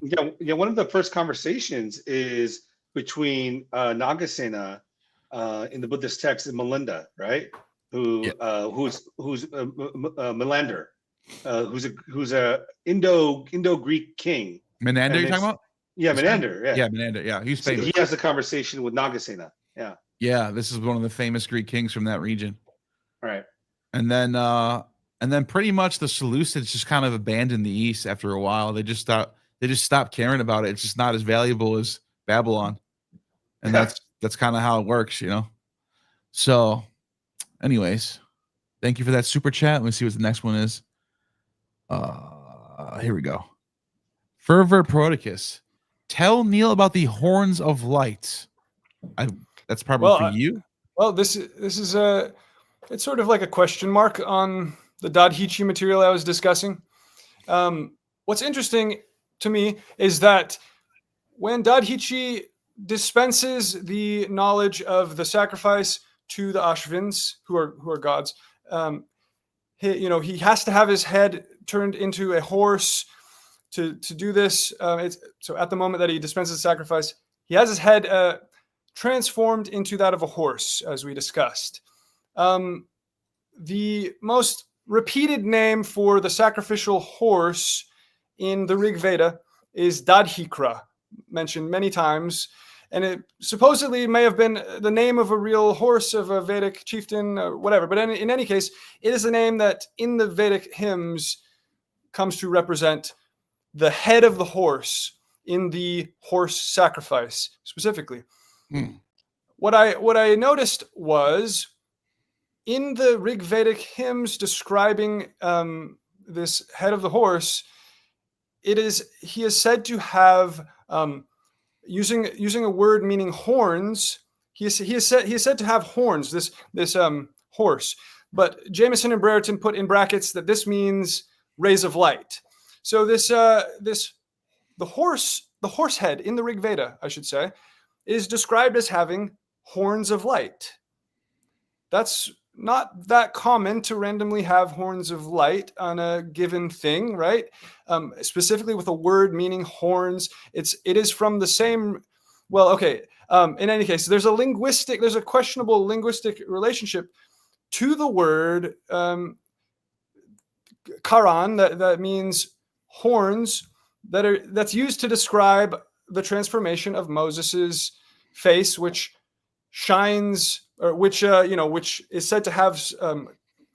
I can't, I don't know the Hebrew word how to pronounce it correctly, but yeah, it's that concept that he has his face has the skin of his face comes to be transfigured so that it is like shining with light in a way where the word used it can have like a double meaning because it's from the same root with horns, I guess.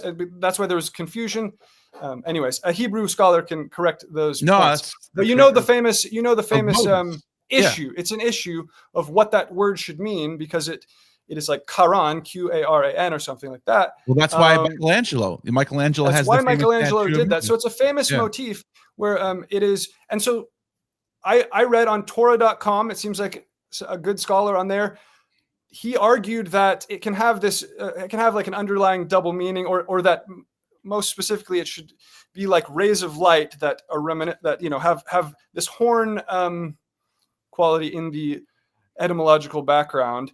The word for rays of light for the RigVedic horse is like shringa or something like that, but it's from the root word Karen, or like the Indo-European root word Karen, which Karen and Karan lightning are believed to have, like, some scholars think one was borrowed from the other. They're so similar. The word for horn in Indo-European. Karanos means thunderbolt.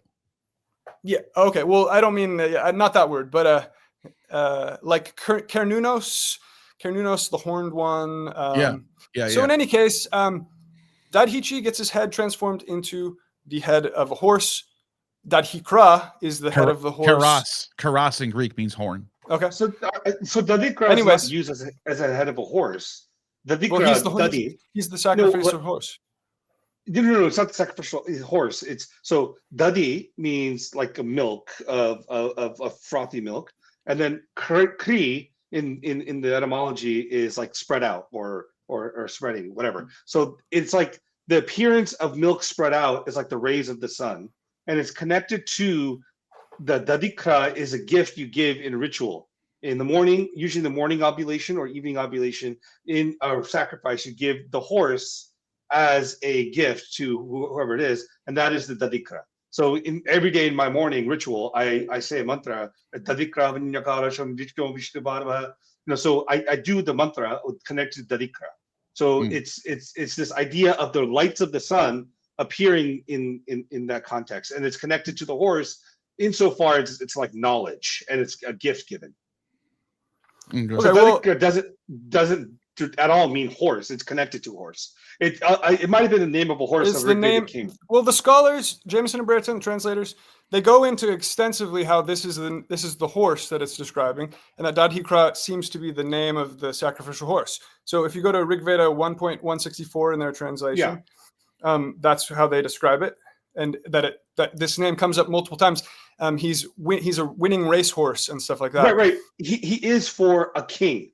So there's a king who has a horse named Dadikra. But what I'm saying is, but that's a king in the RigVeda. In other parts of the RigVeda, when Dadikra is used, it doesn't mean a horse. It's connected to it's a word that means something else. Exactly. Yeah, but so it's one is like a name for one particular thing, not connected to the myth. So it's not a myth. Exactly. Yeah. Well, if I can clarify what I'm saying that scholars also believe that the name Dadhichi and the name Dadhikra are both referring to this going toward the was it the Gi or the Kurds? Sure, you mentioned the so that they are both very similar names. They're both the horse. When Dadhichi has his head transformed into the head of the horse, that is symbolically equating him with the head of the horse sacrifice, which is also identified with the sun and that sort of thing. So my point is also, if someone's adapting material, you have Dadhikra and Dadhichi, the names, and also just you have this concept in the RigVeda attached to a horse with a horse's head, that he is horned with rays of light. With a word meaning horned, but it's figuratively rays of light. So that's fascinating because I've never found that. That's an accidental parallel. It's an accidental. Is it accidental? Is the question. Well, that's the thing. If it is, it's weird. Because if it's a parallel that someone designed that way, then I don't know. So yeah, in one passage I found Dadhichi is described as brilliant, but I never found one where Dadhichi himself is horned with rays of light. So I'm not saying that existed. I'm Yeah, just yeah, saying, I mean, Dadhichi. I mean, like I said before, Dadi is like curds or frothy milk or something like that. And the chi aspect is he who's connected or who has this, right? This milk of frothiness or connected to it. So in the ritual, it's connected to the person who does, you know, some of the at this stage of pravargya, when you break the pot and the water, I mean the milk explodes up into the sky, and that's part of the pravargya, right? So in that sense, he's connected to that particular thing, which is again, the dikha is when you break it, it looks like the milk is spreading out, which is emblematic of the sun's rays, and the sun is connected to horses because the rays are seen as horses in the RigVeda, right? In the RigVeda, very much the Savitar Surya is connected to the possessing of horses, golden horses, which are connected to the rays of the sun. So, I mean, I see the point you're making. And is that why you see Helios with the horses all the time? Is like something going on with the horses in the sun? It's really right. And again, another word for, like you said, Shringa is a word for, it means horn, but it also is used in analogy with the rays of the sun, because if you look at the rays of the sun, they kind of look like they're a horn, right? They start broad, they move very narrow as they come in. So in that sense, I can definitely see that. Yeah, so I'm definitely so I'm saying it's not actual horns, and that's what's fascinating. Yeah, that's what's fascinating. Right. Moses's aren't actual horns either. It's rays of light described as horns. So that could be a coincidence, but the head that Dadhichi gets transformed into is a horse's head. He gets the horse head removed. I mean, the head. He does. He does. Put on. He gets it put on to give the mantra, and then it blows up after he gives the mantra. And then there are different versions. There are different versions. Okay. Yeah. Would you call this in some versions the head goes and becomes the submarine head identified becomes in that version the one that goes to the lake. Yeah. The ocean, right? It's the ocean. The ocean. What's it called? I don't know, whatever it is. The ocean fire is connected to. Yeah. Well, that's funny because Helios dwells in the river Okeanos, the ocean. I guess that makes sense because the ocean looks like it comes out of the sun looks like it comes out. Yeah, exactly. That makes sense. Yeah, and that's the so that's kind of like not the most definite parallel, but it's another fascinating detail, I think. Yeah. Oh, this shit's good. I mean, I love this stuff, man. I mean, this is good conversations. Pull on ideas. Oh, for sure. Camelot Rounding says, you guys are the only two people I'm sub to on Patreon. Nice. I appreciate that. Very Indo-European live stream today. Thank you, Camelot Rounding. I appreciate that very much. Appreciate that. Daniel Kyle, thank you for the $5. Says they have Scythopolis and Saskas. These communities could have shared Vedic texts. Absolutely. Let's take a look at Scythopolis. By the way, Scythopolis, according to some Hellenistics, because Scythopolis was founded in right at the time of Alexander the Great by his legions, but they renamed it to Beth Shean later on, and someone's calling me, and this is the place where they thought that Dionysus was born, according to some of the Greek sources. There's sources saying he's born in Scythopolis. There's other sources saying he's better in Beth Shean. But you could see that there was like a whole league of 10 cities there called the Decapolis, Greek cities in the Hellenistic period. So this was a very Greek region. But yes, there was the Scythian city. The question is, what did they bring? How much influence do they have? Because I don't know how long it lasts. I think it lasts for a century or two. Want to say. I don't know if it, and by the Roman period, if it's mentioned anymore, but let's see what it says. Hellenistic period, it became Scythopolis, city of the Scythians, named after mercenaries who settled there, as I just said, Alexander the Great. Little was known about the Hellenistic city, but during the Third Burned City, a large temple was constructed on the Tell. It is I wonder what the temple was, because I know there was a temple to Pan in that region. I don't know if it's the same one they're talking about, though. Because there's a temple of Pan right near Nazareth, and that's Scythopolis is right next to Nazareth. So I'm not sure if this is the one they're talking about, but that doesn't matter. It is unknown which deity was worshipped there, but okay, so it's not the temple of Pan then. Never mind. during the Roman times. Graves dating from the Hellenistic period. But this is an interesting question then. Was there a Scythian god brought here and worshipped here at a temple? Who knows? Graves dating from the Hellenistic period are rock tombs dating from 300. See, yeah, about a century, I said. The area was under the Ptolemies, and then Beth Shean is mentioned from the 3rd to the 2nd century. Written sources with the Assyrian wars. Seleucus finally conquered the region, and that's it. So the question is, how much did they bring? How much were they able to influence in that short period of time when they're there? And then what I'm guessing is they sort of just like got breeded out by the Greeks and Judeans or whoever else is living there. Because like you don't really hear about them after these 3rd century, 2nd century sources. They're pretty much gone after that. So anyways, Roman period. Yeah, by the time you get to the Roman period, that's it. It's Beth Shean. And that's it. They're done. So it's a good question. I don't know. It's something to look into. Something to definitely look into. Thank you for the super chat. No Coiner, thank you for the 5. Did they have a forgiver archetype or sin redemption trope in any of the Indo-European religions? Was Jesus a solar versus Saturn trope? Well, maybe the first one first. Mukunda can say this more accurately than me, but they have some kind of concept in the RigVeda, and it probably isn't exactly the same as what you're talking about, but Varuna and Mitra forgive, unleash from sins, and also have spies and nooses that catch the sinner and things like that. And so what that concept of sin exactly was, that's more complicated probably.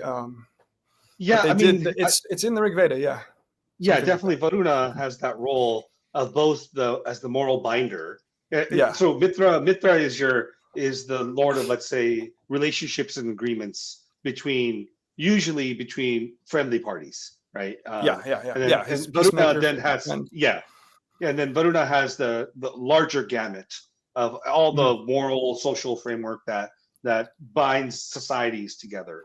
And violation of those rights is what is a sin in that sense. Yes. And then so Varuna's role is forgiving, is bringing one back into the community, one back into harmony with the cosmos, with the Rita, right? It's a very deep connection to Rita here. So he heals the Rita, which is, he has the Pasha, which is the noose. And I think he sometimes also connected with Ankusha, which is like a gourd, not a gourd. I forget what that. Yeah, it's a gourd. It's like this thing you could push, like the pointy end, kind of like you push cows with to steer them, and I don't know. You know what I'm saying? Yeah, some kind of goad. Yeah. Goad is exactly. Sorry. So Varuna has that role of doing both, binding you and then unleashing the binds. And although, like, it's funny because, like, sometimes they do in the RigVeda, they will reach out to Indra and say, please forgive, and this, and I mean, it's not just to Varuna, but Varuna does have like the predominant role in doing that. Yeah. And then is Jesus solar versus Saturn? Oh, let me touch on the first one real quick. So go for it. As far as sin goes, this is not Indo-European as far as like ancient, but it's Greek and it's pre-Christian. The Orphics, and especially in this book right here by Radcliffe Edmonds, Redefining Ancient Orphism, you'll find in this book, it talks about how Orphism, especially in the Hellenistic period, was central to Orphism was original sin that we inherited from the Titans who murdered Zagreus, the baby Dionysus, and they ate his flesh. Zeus throws a deluge at the Titans, kills them all, starts over the cosmos, but he uses their bodies. Now, Athena was able to take the heart of Zagreus and take it away safely, make it into a potion, put it for later, and then take the remains of Dionysus and bury it at Delphi. But the Titans who consumed the sacred fruit, think about it, he's the fruit god, right? Zagreus is the fruit god, and they consume the forbidden fruit. Well, Zeus takes the body. This is all in here, by the way, in ancient Orphism, and it's also in this book right here, Orphism and Christianity in Late Antiquity. This is De Gruyter peer reviewed. Zeus takes the body of the Titans that ate the flesh or the fruit, and he creates the cosmos with it, including humans. And humans are half, or not half, our flesh is Titan flesh, but our spirit is Dionysian. So we have the sins of the Titans, and because of the sins of the Titans, we are born to die. Very similar to what you find in Judeo-Christianity. But if we get initiated, which is to get in tune with our Dionysian spirit, we get eternal life, and we go to the Elysium or the Isles of the Blessed. So you can see this is a very much original sin is central to Orphism, and initiation, just like Christianity, to get what do you got to do to get saved? You don't got to virtue. Being virtuous doesn't do anything. Doing good works doesn't do anything. Initiation, get saved, get baptized, take a Eucharist. That's how you get saved. Same thing with Orphism. Get initiated. That's how you get saved. They don't care. There's nothing about virtue. It's about being initiated. So it's very fascinating. Anyways, the last part was Jesus a solar versus Saturn trope. Anyone want to touch that? I don't know what that means. It's probably he's probably has aspects that could be related to either. I'm not sure what they mean by a Saturn trope. versus Saturn. Yeah. Yeah. Because like what are you aspect asking, is he solar? Is he a solar deity? like light There's some versus aspects. dark? Or? There's some aspect, especially in late antiquity. There's a book called Constantine and the Divine. And in that book, it argues that late antiquity Christianity, particularly the late 3rd, early 4th century, were adopting solar, especially with the dating of Christmas at winter solstice, the birth at the they were adopting sort of solar. They were praying towards the sun or towards the rising sun. They were worshiping on Sunday. There was all these like very solar things going on in Christianity. And then the Saturnian thing is interesting because as a Saturnian trope, Saturn does sacrifice himself for the good of humans. So I don't know if that's what you're getting at, but I guess that's all I'd say about that. There's a sacrificial aspect of Saturn. Yeah. There's something there that touches something deep about. There's more to Saturn than meets the eye in some ways. He's a highly esoteric god, so there could be some connection to sort of that he's connected to the intellect, and Jesus is the teacher. He's very much the teacher. So I've always seen a connection, at least through that concept, but that's just one aspect of what's going on. Yeah, very broad connection. Yep. But yeah, definitely the solar one definitely is there. Not in early Christianity, but as Christianity starts to progress and becomes in competition with the Roman imperial cult, you can see it adopting solar stuff. And you can see Christ as the sun. Watch this. Christ as the sun art. So here it is. This is they thought this was Sol Invictus, but it turned out that it was actually Christ. There's a bunch of there's a bunch of them though. This is just one example. Let me show you guys. This is from I think this is from the 4th century. I think. Could be 3rd, but it's somewhere in the late antiquity. It's Christ. And he's got the 7 rays. 1, 2, 3, 4, 5, 6, 7. 1, 2, 3, 4, 5, 6, 7. He's got the white horses like Helios. Very, very Sol Invictus-y. You can tell he's competing with them. So that's very interesting. That's an interesting image. Yeah, for sure. Anyways, let's see.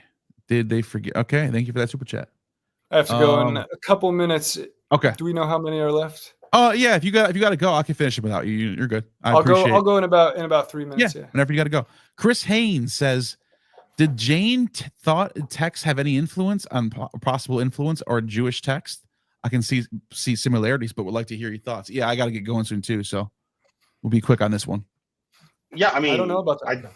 I don't know. I mean, Jain texts are interesting, and I don't see too much influence. I mean, maybe the ascetic stuff is definitely there, like maybe some of the stuff on vegetarianism when you get to a certain stage, or But that would be sort of like the Eastern what do you call it? The aesthetic in general, just influencing, the naked Brahmins or the naked gymnosts. Yeah. Like it'd be like the tradition, the Eastern traditions influencing the West in general. Yeah. Not just Jainism. Yeah. I don't know.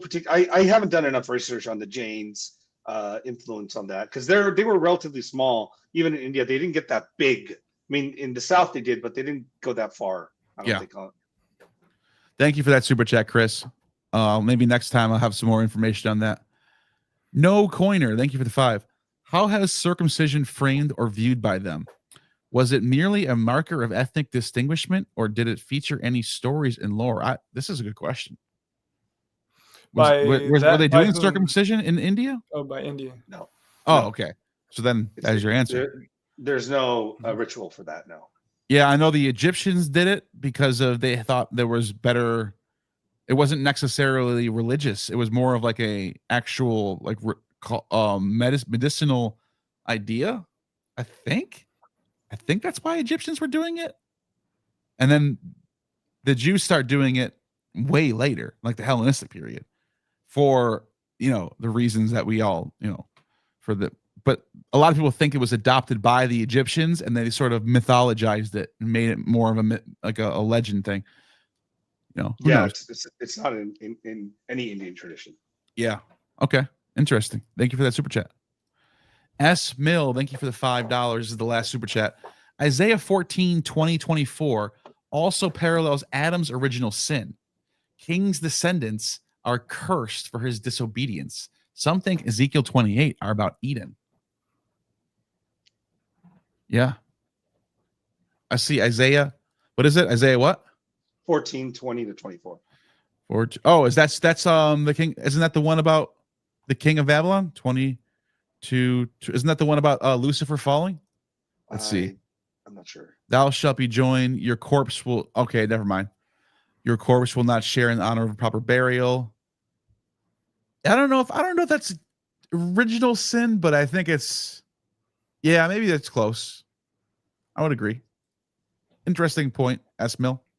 Thank you for that. That's it. We are, links are in the description. Check out Mero Media. Any last thoughts before we get out of here, guys? No, thank you guys, man. Thank you, Neil, for being so generous with your time and inviting me on, man. It's awesome. It's great to talk to you, Jay. It's great talking to you. Do some more stuff, man.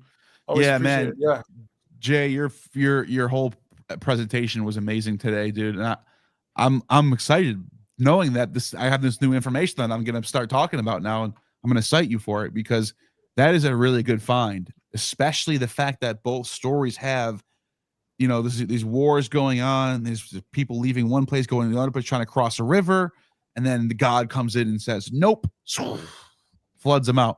That's a really interesting parallel. Like I said, I would start asking. I would start finding out if anyone has written on this yet. I would. Yes, absolutely. It sounds outlandish in the transmission aspect, but I think if these possibilities aren't examined, then you're kind of vulnerable to outlandish things having happened and affecting this body of work, and not being ready for that sort of thing. So I hope that people will investigate. Absolutely. And thanks for having me on as well. Thanks for coming on. And you have just attained true gnosis.